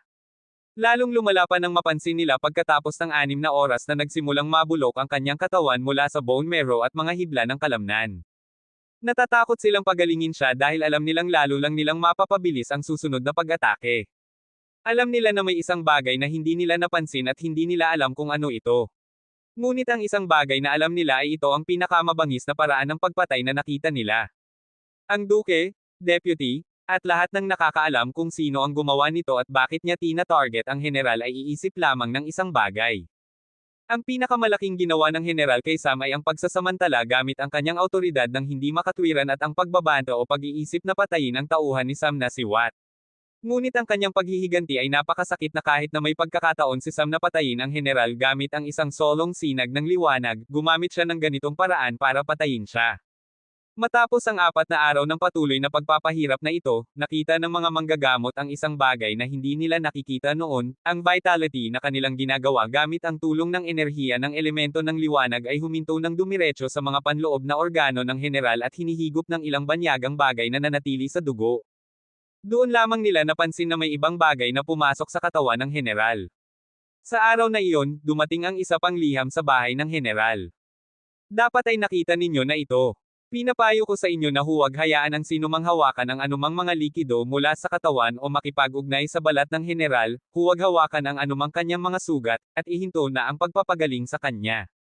Dahil habang mas marami kang pagpapagaling, mas marami siyang pagpapahirap na mararanasan. At kung makipag-ugnay ka sa anumang likido mula sa katawan o sa balat, mararanasan mo rin ang nararanasan ng General at magiging ikaw ang magdadala ng isang bagong salot sa kaharian. Tulad ng sinabi ko dati, ang mga karaniwang tao at lahat ng mga opisyal ay hindi aking kaaway, hindi pa naman ngayon. Ngunit masasabi kong mas mabuting umalis na kayo sa imperyo para sa inyong sariling kabutihan. Salungguhit Sam. Kabanata 237. Sa kagubatan malapit sa lungsod ng Bituin sa Timog. Si Sam at ang iba pa ay nagpapahinga. Ngayon ay naglalakbay sila patungo sa ilang bayan sa Bituin sa Timog para isagawa ang kanilang susunod na plano. Ngunit tumigil sila sa paglalakbay sa mga daanan na itinayo para sa karaniwang paglalakbay. Si Sam ay gumagamit ng pinakamapanganib na ruta na maaari nilang tahakin, at iyon ay ang ruta sa kagubatan. Nang simulan ng pagtatayo ng imperyo, ang mga ruta sa pagitan ng mga lungsod at bayan ay ginawa sa paraang hindi nila maabala ang mga tirahan ng mga malalaking mandaragit. Maraming iba pang mga hayop na may level 6 at mas mataas pa sa bansa. Kaya't hindi dapat maabala ng mga karaniwang mamamayan ang mga ito para hindi sila mapahamak. Ngunit sa pagkakataong ito, ayaw ni Sam na magsayang ng oras sa paglalakbay. Dahil sa pagpapabuti ng kanyang pagpapalakas at ang pag-upgrade ng ranggo ng Harbinger, ang bilis ng kanyang paglalakbay ay nasa parehong antas ng isang peak stage na level 5 na hayop. Ang paggamit ng ruta sa kagubatan ay makakapagbawas ng oras ng paglalakbay sa buong imperyo sa hindi hihigit sa 15 araw kung siya ay maglalakbay ng walang tigil. Ngunit bago siya magsimula ng paglalakbay, kailangan niyang bigyan sila ng paunang impormasyon tungkol sa kanilang mga susunod na hakbang. Ipinapadala ni Sam ang 3 sa 2 palapag ng aklatan para makalapit sila ng sapat na kaalaman at malaman nila kung ano ang kanilang haharapin. Tungkol naman sa banta ng mga hayop na maaaring makasalubong sa lugar, ganap na ibinuhos ni Sam ang kanyang beastly aura habang naglalakbay. Sa bilis at ruta na kanyang tinahak, kakaunti lang ang mga hayop na magsasakripisyo para makagulo sa kanya. At kung may isa man, mayroon siyang malaking energy cell na handa para sa mabilis na pagkawasak. Hindi talaga mag-aalala ang mga hayop kung walang maliwanag na panunukso mula sa isang dayuhan sa kanilang teritoryo, maliban na lamang kung ang dayuhan ay kasing lakas nila. At mula sa mga naobserbahan ni Sam, ang mga tao sa mundong ito at ang mga hayop ay hindi talaga nagkakaroon ng mapayapang relasyon. Kaya't may pagkakataong magkaroon ng problema kung sila ay makakakita sa kanya bilang isang tao. Iyon ang dahilan kung bakit ipinapahiwatig niya na siya ay isang hayop na dumadaan sa isang labis na kagyat na bagay. Hindi alam ito ng mga opisyal, at sila ay naghahanap lamang sa lahat ng pangunahing ruta ng transportasyon. Hindi nila alam na ang mamahaling tabla na ginamit ni Sam para lumutang sa paligid ng lungsod ay maaari talagang gumalaw ng mabilis. Ngunit hindi ganap na maayos ang paglalakbay ni Sam. Ang mga daloy ng hangin na kanyang hinarap habang naglalakbay sa bilis na iyon ay nagdulot ng pagdurugo sa kanyang mukha at lahat ng iba pang nakalantad na balat hanggang sa makaisip siya ng paraan, ang paggamit ng wind elemental energy na kanyang hinarap sa tablang iyon. Ngunit sa ngayon, sila ay pinag-uusapan ang kanilang mga agarang plano. Nakaw ko ang mapa ng buong imperyo mula sa palasyo ng Duke. Ang susunod nating destinasyon ay ang Herb Village ng Bituin sa Timog. Herb Village. Oo, ang Herb Village. Ang lugar na iyon ay may pinakamaraming wood elemental energy sa buong dukedom at pangalawa sa pinakamarami sa buong imperyo. Ang lugar na iyon ay isang mahusay na lugar para palagwin ang lahat ng uri ng halamang gamot na kabilang sa neutral spiritual energy category at wood elemental category. Karamihan ng mga halamang gamot na tumutulong sa pagpapagaling ay nilinang doon, at kinokontrol nito ang 70% ng supply ng mga halamang gamot sa mga kategoryang ito sa bituin sa timog at 30% sa dukdam ng kanlurang silangan na bituin. Ano ang gagawin natin doon? Hindi mo ba sinabi na bibigyan mo sila ng 1 buwan para magpasya? Bakit tayo naglalakbay ng ganito kalayo? Binibigyan ko lamang sila ng 1 buwan para magpasya kung sila ay sasama sa imperyo o hindi, ngunit hindi ibig sabihin noon ay titigil ako sa pagkagambala sa imperyo. Sa ngayon, maaari tayong maglakbay sa buong dukdam ng bituin sa timog sa loob ng 15 araw, at iyon ay kabilang lamang ang oras ng paglalakbay. Sa loob ng 1 buwan, maglalakbay tayo sa buong teritoryo at bibisita sa ilang espesyal na lugar na nagtataglay ng mga tanyag na produkto ng kanilang kani-kanilang rehiyon. Ang mga produktong ito ay karaniwang hawak ng awtoridad ng imperyo para makinabang sila sa pagbebenta ng mga yaman ng imperyo. Tulad ng sinabi ko kanina, aalisin ko ang titulong emperador sa taong iyon. Para dito, hindi ko kailangang patayin siya o bantahin ang kanyang posisyon. Kailangan ko lang tiyakin na walang imperyo na maiiwan para tawagin niyang sarili niyang imperyo. At para dito, kailangan ko lang alisin ang mga bagay na ginagawa nitong isang imperyo, at ito ang unang hakbang doon. Aatakehin natin ang lahat ng lupain na nasa ilalim ng awtoridad ng imperyo sa Herb Village. Mawawala ng supply ang buong bituin sa timog, at mula doon ay maglilipat tayo sa teritoryo ng Blaze Count, pagkatapos ay tatahakin naman natin ang 3 bayan sa tabing dagat. Habang ipinapaliwanag ni Sam ito, ang 3 ay nagulat at hindi alam kung ano ang sasabihin. Nalabas lamang sila sa kanilang pagkalito nang magsimula nang sabihin ni Sam ang kanilang mga susunod na target. Hindi ba't nasa ganap na ibang lugar sila? Mga 3 sulok sila ng buong dukdam. Tanong ni Jack nang nalilito. Oo, at malalaman mo kung bakit ko gusto iyon. Pagkatapos noon, kinabukasan ay nakarating na sila sa Herb Village. Tinatawag lamang itong bayan dahil sa limitado nitong populasyon. Ang bayang ito ay karaniwang napapalibutan ng mga kagubatan at matatagpuan sa isang maliit na dalesdes. Hindi madaling makapasok ang karamihan ng mga tao sa bayan dahil sa kahalagahan nito, at hindi rin madaling makabili ng ari-arian ang mga dayuhan doon.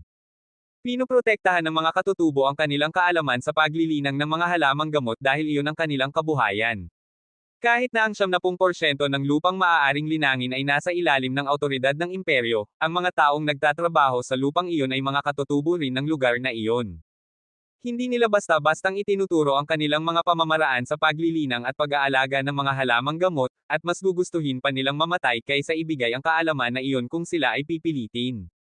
Sa kasalukuyan ay nasa loob si Sam ng isang bukid na nasa ilalim ng awtoridad ng imperyo at sinusuri niya ang mga hangganan ng bukid. Sa totoo lang, ang bayan ay binabantayan dahil isa ito sa mahahalagang yaman ng imperyo. Ngunit sa tulong ng mga Shadow Mice, hanggang sa nascent stage lamang ang mga taong hindi nila kayang lampasan, kaya ligtas sila. Ang taong namamahala sa seguridad ng bayang ito ay isang paunang yugto lamang ng nascent. Kaya't ang operasyong ito ay halos tapos na. Sa sandaling iyon, sinawat at ang iba pa ay nagsasaliksik sa ibang bahagi ng lupain. Napakalawak ng lupain na halos imposibleng mapuntahan ng mga tao ang lahat ng lugar sa bawat sandali. At oras na ngayon para magpalitan ng turno, at dahil walang anumang pag-atake sa nakalipas na 10 taon, napakababaw ng kanilang pagbabantay. Matapos suriin ang lugar, ang 4 na sila ay umalis sa bukid at pumunta sa kalapit na kagubatan para mag-usap. Ipinaliwanag ni Sam ang plano at handa na silang gumawa nito sa gabi, ngunit may isang hayop na kailangang gawin ang trabaho nito bago sila makapagsimula.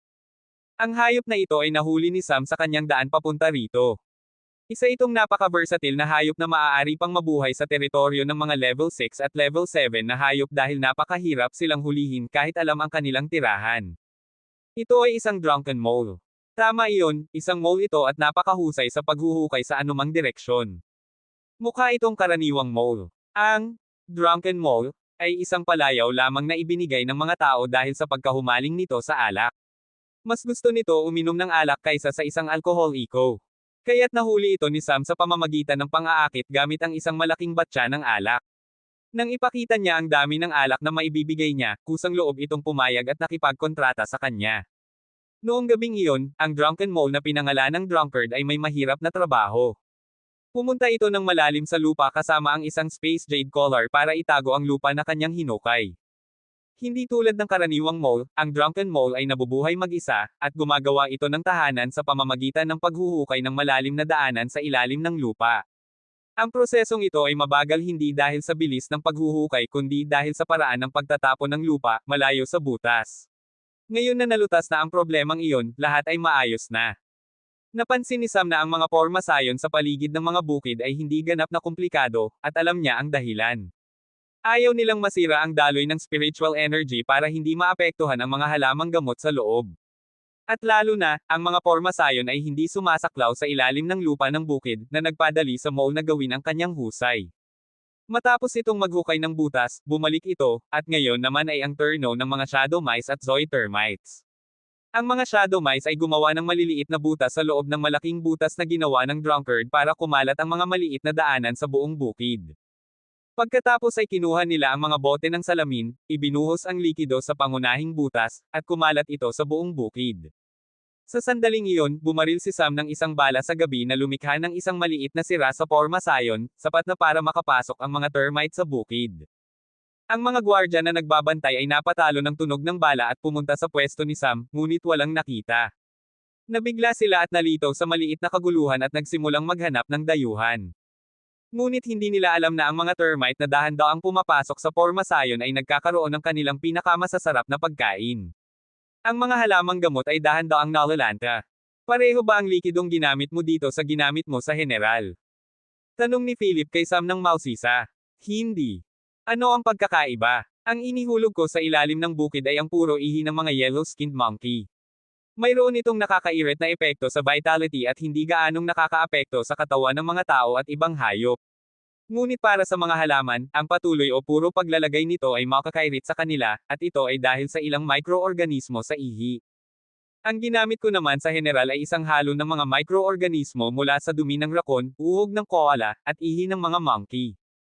Ang uhog ay may kakayahang labanan ang mga pag-atake ng spiritual energy, ginagamit ito ng mga koala para pigilan ang kanilang mga mandaragit na gumamit ng spiritual energy.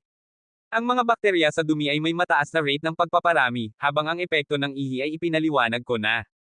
Ang tatlong organismo na ito ay gagawing mahirap ang pagpapagaling dahil sila ay mga buhay na nilalang. Ang vitality na inilalabas ng mga manggagamot ay kakainin ng halo na iyon at sila ay lalago, na nagpapababa ng epekto ng pagpapagaling sa kanilang host. Ang mga organo ay dahan-daang mabulok dahil sa mahabang panahon at mabilis na pagpaparami sa loob ng host. Kung hindi maayos na itatapon ang katawan, may pagkakataong kumalat ito, syempre, iyon ay batay sa kondisyon na ang taong hahawak ay bababa ang kanyang pagbabantay at hayaan ang spiritual energy na payagan ang mga organismo na pumasok ng walang pagtutol. Hindi ba ibig sabihin noon, kung bibigyan ng sapat na oras, maaari itong pumatay ng sinumang tao? Hindi. Maaaring mapansin ito ng isang malusog na tao sa mga paunang yugto. Iyon ang dahilan kung bakit ako umatake sa general at ginamit ang lason bilang hadlang. Sa mga paso at lason, ang general ay nasa kanyang pinakamahinang yugto, na nagpapahintulot sa halo na lumago. Grabe, napakasakit sigurong maging kaaway mo. Maliwanag namang totoo iyon. Kabanata 238. Kinabukasan ng umaga. Ang Herb Village ay lubos na nagkakagulo. Ang malalaking bukid na nasa ilalim ng awtoridad ng imperyo ay ganap na walang laman. Ang masaganang mga halamang gamot ng iba't ibang ranggo ay ganap na nawala, at ang pumalit ay mga hilera ng nalalantang tangkay ng mga halamang gamot. Bukod pa rito, napansin nila ang isang liham na naiwan sa gitna ng bukid.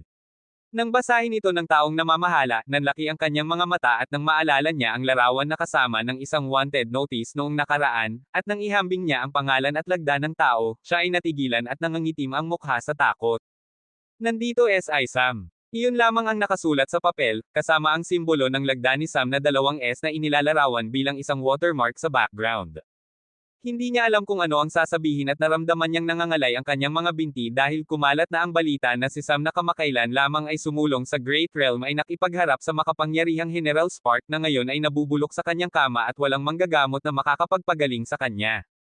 Mabilis siyang naglakbay patungo sa bituin sa timog, at sa kabutihang palad ay mayroon siyang isang peak level 5 na hayop na kasama, kaya't nakabalik siya sa teritoryo ng bituin sa timog. Ngunit nang subukan niyang pumasok sa gitnang zona, ganap siyang hinadlangan dahil may salot na nagsimula sa loob nito. Ang ilang mga taong bumisita kay General Spark ay nahawa, at ang mga hindi gumawa ng agarang aksyon ay dumaranas na. Tanging ang mga makapangyarihang eksperto tulad ng duke at mga pinuno ng tore ang ligtas, at kahit na ang ilang pinuno ng pamilya ng mga maharlika ay hindi nakaligtas. Kaya't nag-utos ang duke ng isang lockdown para hindi ito maging pandemya. Ang mga gwardyang humahadlang ay dinala siya sa isang pansamantalang silid ng pagpupulong na itinayo sa kalapit na kagubatan, at dumating ang duke pagkaraan ng ilang oras. Nang makita niya ang liham, muntik na niyang masira ang mesa at ang tirahan. Ngunit ngumuya siya ng ngiping pinipigilan ang galit at pinakinggan ang mga detalye. Utusan mo ang mga eksperto sa halamang gamot na suriin kung ano ang nangyari sa lupa. Hindi gagastos ng ganito karaming pagsisikap ang taong iyon para lang sirain ang ani. Sinubukan niyang magmukhang kalmado, ngunit sa loob ay sinusunog siya ng galit. Alam niyang seryoso si Sam sa kanyang sinabi, gagawa siya ng anumang gusto niya. Ang pangunahing problema ay napakaliit ni Sam kumpara sa buong imperyo, at dahil ang buong imperyo ang kanyang target, maaari siyang umatake kahit saan at gawin ang anumang gusto niya na makakasira sa imperyo. Ngunit marami silang kahirapan sa paghahanap ng bakas ni Sam. Sir, maaari ko bang malaman kung paano na ang general? Bumalik ang isip ng duke at sumagot ng may mapait na boses. Hindi hihigit sa 3 araw. Naiintindihan ng taong dumating rito kung ano ang ibig sabihin nito, kaya't hindi na siya nagtanong pa at tinanong ang iba pa. Ano naman ang dapat kong gawin susunod? Huwag kang makisali sa pagsisiyasat kay Sam. Ang iyong prioridad ay suriin kung maayos pa ang mga lupain at kung maayos pa ang spiritual energy sa lugar. Ako na ang bahala sa iba pa. Umalis ang lalaki pagkatapos noon, at ang duke na hindi na makapigil pa ay sinira ang mesa hanggang sa maging mga piraso. Matapos siyang medyo kumalma, nagsagawa siya ng isang agarang pagpupulong tungkol sa paano haharapin si Sam. Si Sam na ngayon ay parang butil ng isda sa kanyang lalamunan. Hindi niya alam kung paano ire-report ang bagay na ito sa emperador. At matapos ang mahabang at mahirap na talakayan at debate, napagpasyahan nila. Mag-oorganisa tayo ng isang espesyal na pangkat ng pagsisiyasat na pinamumunuan ng isang nascent at ang iba pa ay mga Grand Realm na cultivator. Dahil may mataas na pagkakataong masira ang mga lupain, ire-report natin ito sa emperador matapos nating hulihin siya at ipasa sa kanya. Padalhan ng tao ang sinumang naging kaibigan niya noon. Ang lahat ng taong may kaugnayan kay Sam at nasa bituin sa timog pa rin, tanungin sila at dalhin dito. Matapos silang hulihin, ipalaganap ang chismis na nahuli na sila at plano nilang gamitin silang hostage para lumabas si Sam. Bagamat sumang-ayon silang lahat sa unang bahagi ng plano, ang ikalawang bahagi ay lubos na nagulat sa kanila, at may isang tao na agad na tumanggi nang magsalita ang duke. Ang Deputy General. Sir, labis akong sumasalungat at hindi sumasang-ayon dito. Tumayo siya mula sa kanyang upuan at malakas na sinabi ito. Ang iba pa naman, bagamat may ilang hindi sumasang-ayon sa loob, ay hindi nagpakita ng malaking reaksyon. Patuloy ang Deputy General. Maaaring nakalimutan ninyo ang ulat tungkol kay Sam. Napakasensitibo niya kapag ang mga taong malapit sa kanya ay tina-target dahil sa kanya. Sa inyong palagay, bakit nawala ang pamilyang Cougar? Papataasan ninyo lamang ang kanyang galit, at hindi natin maipapantay ang kanyang puot. Dahil mula sa mga nakita at naobserbahan ko, ang pinakamapanganib na katangian niya ay hindi ang kanyang mga titulong propesyonal, hindi ang kanyang mataas na talento, at hindi ang kanyang hindi kapani-pani walang lakas sa labanan.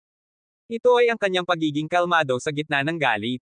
Hindi siya kikilos tulad ng isang normal na tao. Kung susubukan ninyong laruin ang kanyang emosyon, aalisin niya lamang sila ng ganap. At kung sisimulan ninyong gamitin ang mga taong may kaugnayan sa kanya, maaari niyang isali ang mga karaniwang tao at ang militar. Mas marami tayong mawawala. Mayroon ka bang mas magandang ideya? Tanong ng duke nang nababagabag. Sa tingin ko mas mabuting makipagnegosasyon, at kung maaari at gusto mong iligtas ang dukedom sa gulo, ihinto na ang lahat ng bagay tungkol kay Sam at maghintay na lang na lumipas ito, kung hindi natin siya mahuhuli. Makipagnegosasyon. Hayaan na lang siya at ihinto na ang pagsisiyasat. Ang buong dukedom laban sa isang batang lalaki na nasa Great Realm. Isang opisyal ang sumigaw bago pa makapagsalita ang duke, at ang duke mismo ay tahimik na sumang-ayon sa tanong. Natapos ang pagpupulong na iyon, at hindi nila alam kung ano ang kanilang dinulot sa sarili nila. Ang pinakamasamang bahagi ay ang Deputy General ang namamahala sa pagsisiyasat habang ang isa pang pangkat ay pumunta para dalhin ang mga taong naging kaibigan ni Sam dati. Ngunit ayaw ng Deputy General na lumaki pa ang gulo, kaya't sinundan niya sila sa pangalan ng pagsisiyasat sa mga lugar na dati nang tinirhan ni Sam na kakaibang, pareho sa mga dati ng kaibigan ni Sam. Hindi bababa sa tinitiyak niyang hindi sila nasasaktan o hindi maayos na tretuhin ng mga mapagmataas na opisyal. Nakuha nila sina Sean, Freya, Hailey, at hindi pa rin nila pinpangguo sina Hawk at Kelly sa kabila ng awtoridad ng kanilang mga matatanda. Kahit na sina Drew at Ray ay hindi nakaligtas sa kabila ng kanilang hindi gaanong malapit na kaugnayan.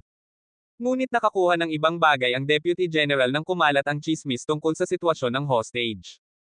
Ang taong mula sa pamilyang Violet Do ay nakipag-ugnayan sa kanya ng kusang loob nang siya ay nasa Falcon Cliff City para maghanap ng mga pahiwatig sa lumang bahay ni Sam.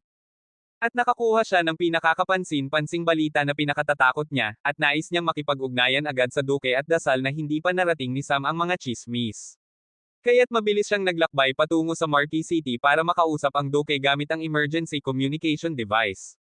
Habang nangyayari ang lahat iyon, abala rin si Sam. Sa sandaling matapos niya ang mga bukid sa Herb Village, nagpunta siya patungo sa Blaze City. Ito ang sentro ng mga halamang gamot na may fire elemental at mga fire elemental na spiritual stone sa bituin sa timog. Kinokontrol ng lungsod na ito ang kagubatan kung saan nilinang ang mga bukid ng fire elemental na halamang gamot at isang minahan ng fire elemental na bato. Dumating siya 2 araw matapos niyang tapusin ang gawain sa Herb Village. Ang puso ng Blaze City ay ang earth and fire ng magma na nasa ilalim ng lupa, at lahat ng mga bukid at minahan ay nasa ibabaw ng earth and fire na umaabot sa libu-libong yarda. Matapos pumasok si Sam sa lungsod, hindi na nila kailangang maghanda pa dahil handa na ni Sam ang lahat ng kailangan niya. Sa gabi, ang mga gwardya ay nagpupulong kasama ang kanilang mga superior dahil nakatanggap sila ng balita na hinawakan ni Sam ang Herb Village at kailangan nilang mag-ingat.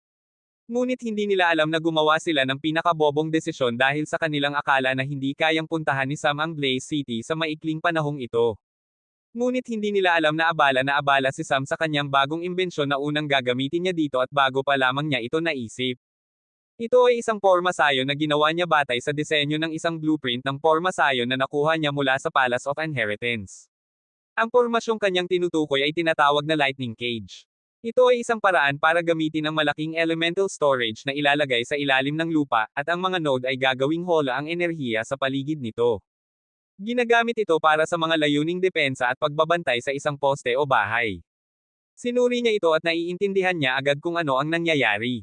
Alam niyang ito ay isang komplikadong disenyo at isang mataas na antas na porma sayon, ngunit simple pa rin ito habang sinusunod niya ang mga pattern ng enerhiya. Sa loob ng ilang oras, natapos na niyang hanapin ang katumbas na anyo ng pormasyong ito para sa fire elemental na enerhiya. Kaya't sinuri nila ang buong bukid na may earth and fire, at nang makuha nila ang tamang sukat at nang magkaroon ng pagpupulong na nagbigay daan para gumawa ng hadlang si Sam, siya at ang kanyang mga kaibigan ay nagsimulang magtanim ng mga espesyal na gawang formation node na isang anyo ng fire elemental energy cell. Ngunit bago ay activate ang porma sayon, sumabog siya ng isang malaking energy cell sa gitna ng bukid, tumakas siya mula sa bukid, at sinimulan ang porma sayon. Pagdating ng mga gwardya sa bukid, ang tanging nakita nila ay isang serye ng mga haligi ng apoy sa paligid ng buong porma sayon, at ang magma na umaagos palabas mula sa gitna patungo sa mga bukid, at ang minahan ay nagiging hindi stable dahil sa mga daloy ng spiritual energy. Naiintindihan ng taong namamahala na nasa loob sila ng isang porma sayon, ngunit bago pa niya mapasya kung ano ang gagawin, narinig naman ang isa pang pagsabog at tumakbo sila pabalik sa opisina kung saan sila nagpulong kanina.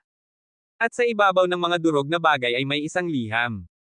At ang nilalaman nito ay pareho sa liham na nakuha sa Herb Village. Ngunit may dagdag na tala. Nandito S.I. Sam. At para sa inyong kaalaman, kung gusto ninyong sirain ang porma sayon na ginawa ko, hinihikayat ko kayong huwag gawin iyon dahil sa sandaling gawin ninyo iyon, ang minahan ay magiging hindi stable at mawawalan ng kontrol, at kasabay nito, ang magma ay magsisimulang kumalat sa buong lungsod.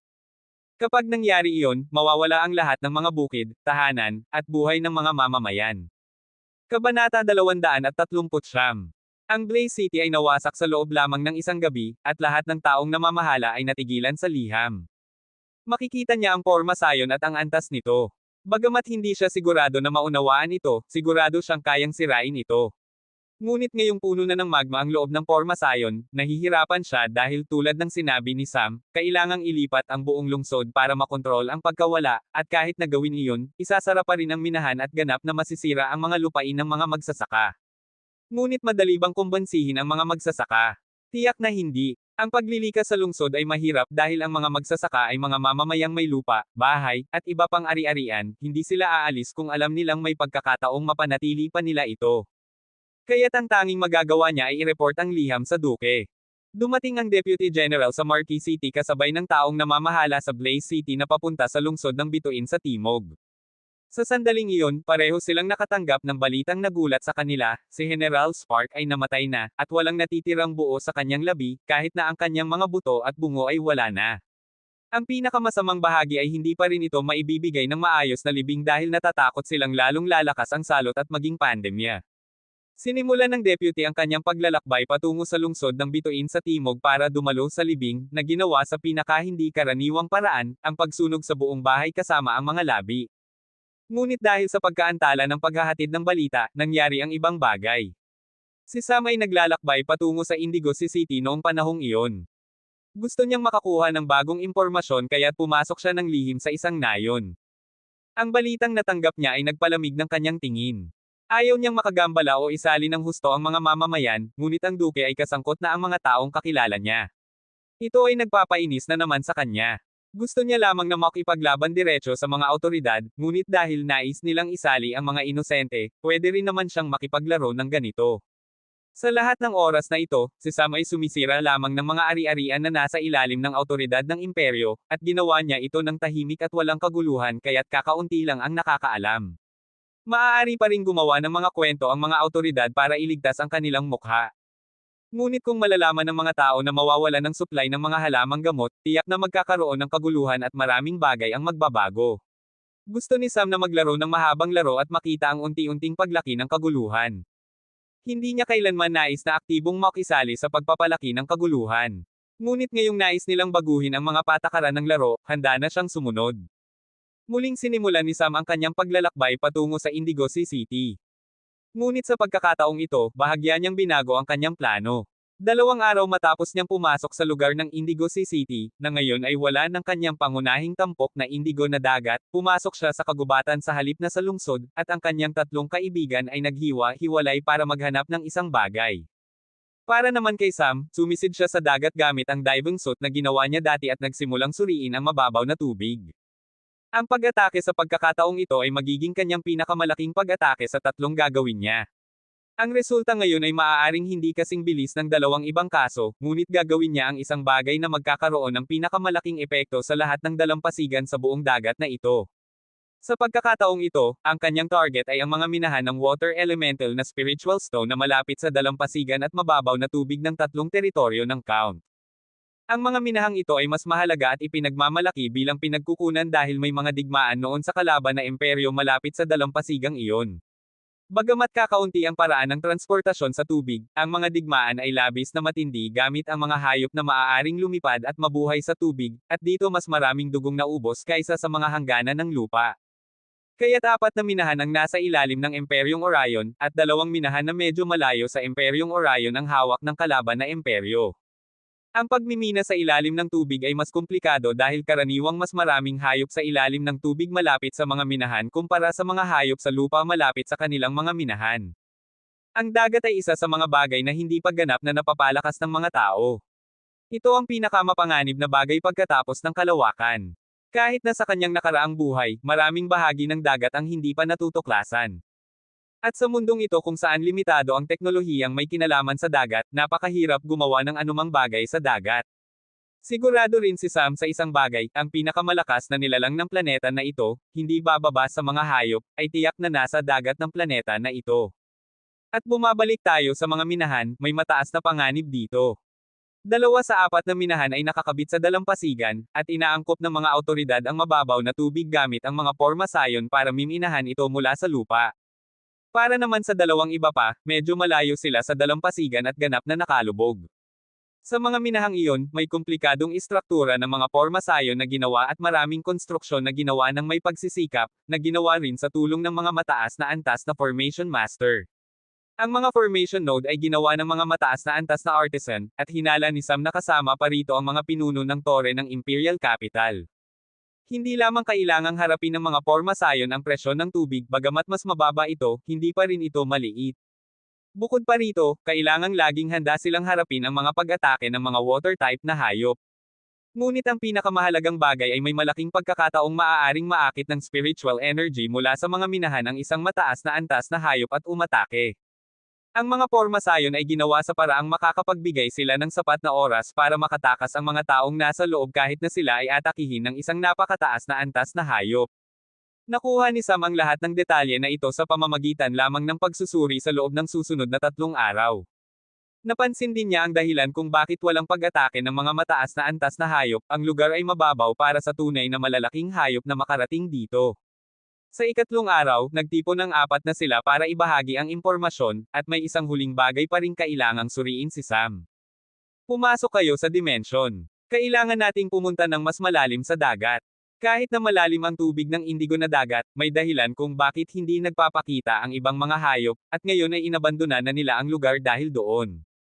Ngunit kailangan kong makita kung may mga hayop na malapit sa lugar at suriin ang kanilang sukat para patunayan ang aking hinala kung talagang iniiwasan nila ang lugar dahil sa mga hadlang na ginawa ng ilalim ng dagat. O may iba pang mga problema, at kailangan kong patunayan kung anong uri ng hayop ang hari dito para sa susunod na hakbang ng ating plano. Hindi ba't masyadong mapanganib iyon? Tanong ni Jack. Well, may ruta akong para makatakas, hindi ba? Pagkatapos noon, muling sumisid si Sam sa tubig, at matapos niyang lampasan ang lahat ng lugar na may kaunting aktibidad ng mga tao, pumasok siya sa mas malalim na bahagi ng tubig. Inilabas niya si Mia para makakuha ito ng mas maraming pagkakataong makalaya. Matapos silang lumangoy ng higit sa 1,000 metro, napansin ni Sam ang isang bagay sa ilalim ng dagat. Ang ilalim ng dagat ay puno ng isang uri ng malakristal na istruktura.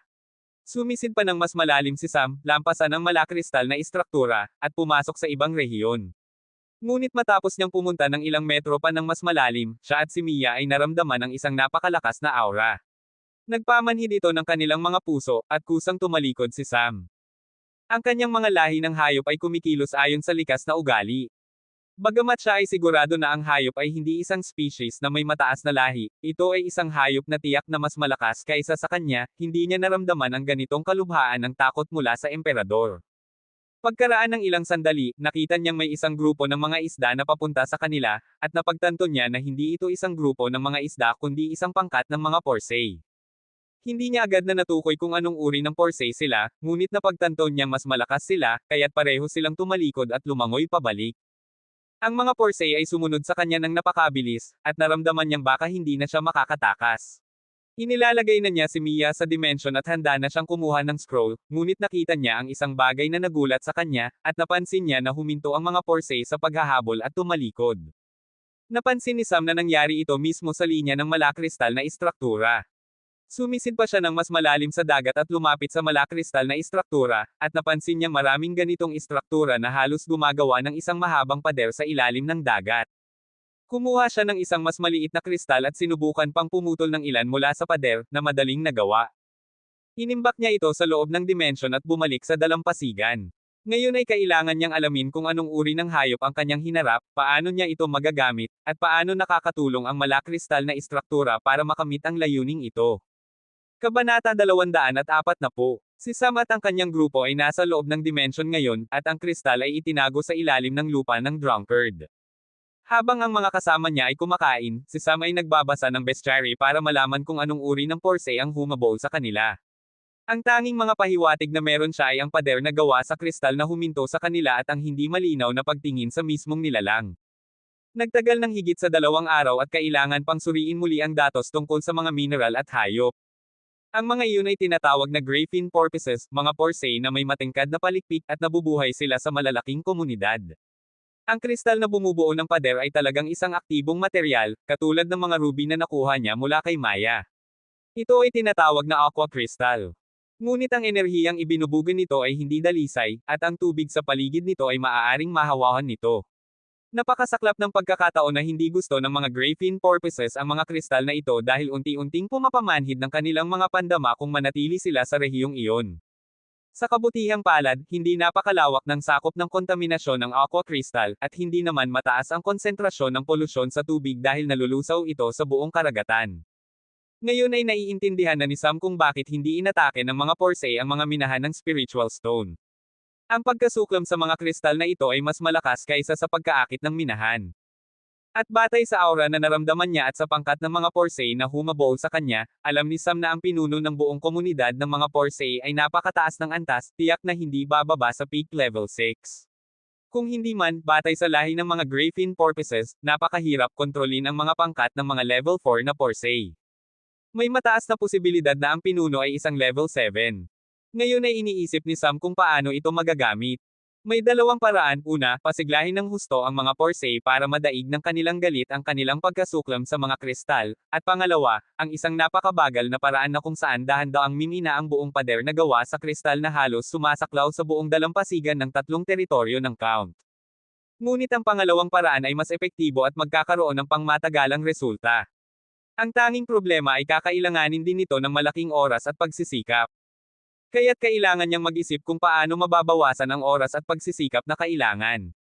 Ang isang paraan para malutas ito ay gumawa ng angkop na makina, ngunit magtatagal din iyon kahit na isaalang-alang ang bentahe ng oras mula sa ikalawang palapag ng tore.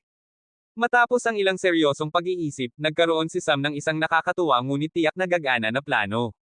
Pagkatapos noon, ipinaliwanag niya ang plano sa tatlong kasama at nagsimulang maglakbay muli. Ang unang hakbang ng plano ay pumasok ng lihim sa Indigo City at pumunta sa Golden Horse Trading Union gamit ang kanilang pagkukunwari. Pumasok si Sam na parang isang matandang lalaki na nakasuot ng balabal. Baluktot ang kanyang likod at may hawak na tungkod para suportahan ang sarili habang naglalakad. Ang balabal ay may maraming inskripsyon para itago ang kanyang mukha. Gumamit pa siya ng illusion inscription para hindi pansinin ng mga tao ang kanyang mukha. Pumunta si Sam sa seksyon kung saan binibili at binibenta ang mga mineral at inilagay ang isang piraso ng aqua crystal sa mesa. Mayroon ka bang ganitong kristal sa stock? Tanong niya gamit ang isang makapal at nanginginig na boses. Sinimulan ng taong namamahala na suriin ang kristal ngunit hindi ito nakilala, at alam ni Sam kung bakit, hindi tulad ng mga ruby, ang aqua crystal na ito ay kakaunti lang ang gamit maliban sa pagkasira ng mga bagay. Hindi man niya ito natagpuan sa lahat ng datos na meron siya. Ito ay isang menor de edad na mineral na kakaunti lang ang espasyo kahit sa buong database na ibinigay sa kanya ni Ling Tian. Ngunit gagawin nitong mas madali ang mga bagay para sa kanya. Paumanhin po, sir. Maaari ko bang hilingin na suriin ito ng aking supervisor? Well, hindi ako komportable na mawala sa akin ang kristal, napakahalaga nito. Parang nag-aalangan at hindi komportable ang kanyang boses. Dahil dito, muling tinignan ng taong namamahala ang kristal at nagsabi. Ang aking supervisor ay pupunta rito at susuriin ito habang ikaw ay naririto. Huwag po kayong mag-alala. Pagkatapos noon, isang lalaking nasa kalagitnaan ng edad ang lumapit sa counter at sinuri ang kristal ngunit walang resulta. Sir, wala po kaming ganitong kristal sa stock. Kung maipapaliwanag niyo po kung ano ang ginagawa nito, maaari naming itanong sa aming ibang mga sangay. Hindi niyo alam kung ano ito, kaya't hayaan na lang natin. Walang silbi na itanong pa sa ibang mga sangay kung wala naman kayo nito dito. Kinuha ni Sam muli ang kristal na parang isang kayamanan at umalis ng lugar na parang may kagyat na lakad. Hindi pinigilan ng mga empleyado ng Golden Horse siya. Ngunit ang supervisor ay may ibang ekspresyon at tumawag ng isang batang lalaki at bumulong ng isang bagay na naging dahilan para sundan siya ng batang lalaki sa mga kalye.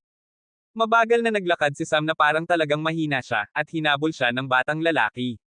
Hinawakan siya nito sa kanyang kwelyo at dinala sa isang eskinita. Ngayon naman, matandang lalaki. Narinig ko mula sa isang ulat na mayroon kang kristal na mula sa isang misteryosong pinagmulan. Sabihin mo na lahat kung ayaw mong magkaroon ng problema. Ibinuhos niya ang kanyang aura bilang isang peak novice, isang bagay na mahalaga sa isang lungsod ng Count. Nanginginig si Sam sa takot, at inilabas ang kristal at ibinigay ito sa kanya bago sabihin ang lahat. Narinig ko na makukuha ang kristal na ito sa ilalim ng dagat ng tatlong teritoryo ng Count. Narinig ko ito mula sa isang namamatay na batang lalaki sa kagubatan. Binasa ko ang kanyang journal at pananaliksik na ang mga bagay na ito ay maaaring gawing isang kagamitan na makakatulong sa isang cultivator sa ilalim ng tubig. Karamihan ng pananaliksik ay nawasak na at ito na lang ang natitirang pahina. Inilabas niya ang isang sirang pahina na may pamagat na, proyekto ng underwater breather, at mga guhit ng istruktura ng kristal at mga katangian nito.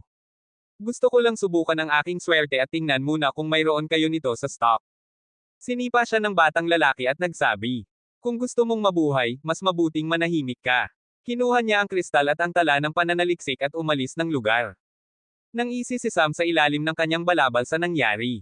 Ito mismo ang gusto niyang mangyari. Umalis siya ng lungsod, at sa mga susunod na araw ay nangyari ang mga katulad na eksena sa lahat ng mga lungsod sa tabing dagat, ang mga matatandang lalaki ay sinisipa at ninanakawan ng aqua crystal at mga tala ng pananaliksik.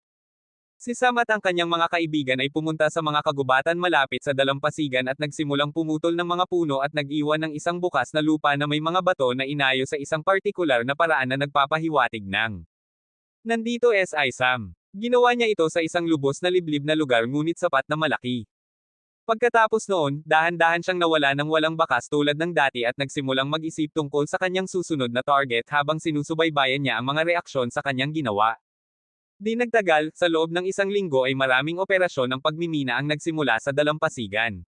Kahit na mahirap magmina sa ilalim ng tubig, ang aqua crystal ay hindi masyadong matigas at kahit na marupok pa. Mula sa mga tala ng pananaliksik, nalaman nila na ang kristal ay maaaring gawing pulbos at magagamit pa rin. Ngunit ang bagay ay walang kahit isang mataas na antas na kapangyarihan ang kasangkot sa pagmimina, dahil hindi sila tanga para magtiwala sa isang balita nang hindi muna napatunayan. Sinubukan lamang nilang malaman kung paano gumagana ang kristal at ang teknolohiyang iyon.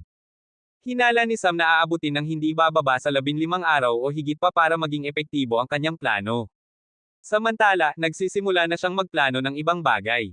Ngayon na nakabigay siya ng pansin sa mga opisyal at iniisip nilang hinahanap niya ang mga halamang gamot, oras na para baguhin niya ang kanyang direksyon. Para dito, kailangan niyang hanapin ang isang uri ng hayop na susunod sa kanyang mga utos. At maaaring hindi angkop na ilarawan ang mga nilalang na iyon bilang mga hayop dahil si Sam ay naghahanap ng ilang daga, ang long-tailed chinchilla. At kasabay nito, naghahanap din siya ng isang uri ng halaman, isang uri ng baging, para sa tumpak. Hindi sila nabubuhay magkasama, ngunit kapag nangyari iyon, magkakaroon ng isang bagay na labis na hinahanap ni Sam. At hindi magiging madali ang paghahanap na ito kung gagawin niya ito mag-isa, ngunit kapag hiniling niya ang tulong ng mga lungsod, ibang bagay na iyon. Ngayon ay naglalakbay si Sam patungo sa hilagang bahagi ng bituin sa timog kung saan matatagpuan ang mga chinchilla, at sina Watt at Jack naman ay naglalakbay patungo sa lungsod na katabi ng Indigo Count City para mahanap ang halamang kailangan nila. Pagsasamahan nila ang kanilang mga sarili sa lokasyon ng kanilang susunod na operasyon sa hilagang silangang sulok ng bituin sa timog. Habang maayos ang pagtakbo ng mga plano ni Sam, hindi naman ganoon kaayos ang sitwasyon sa lungsod ng bituin sa timog.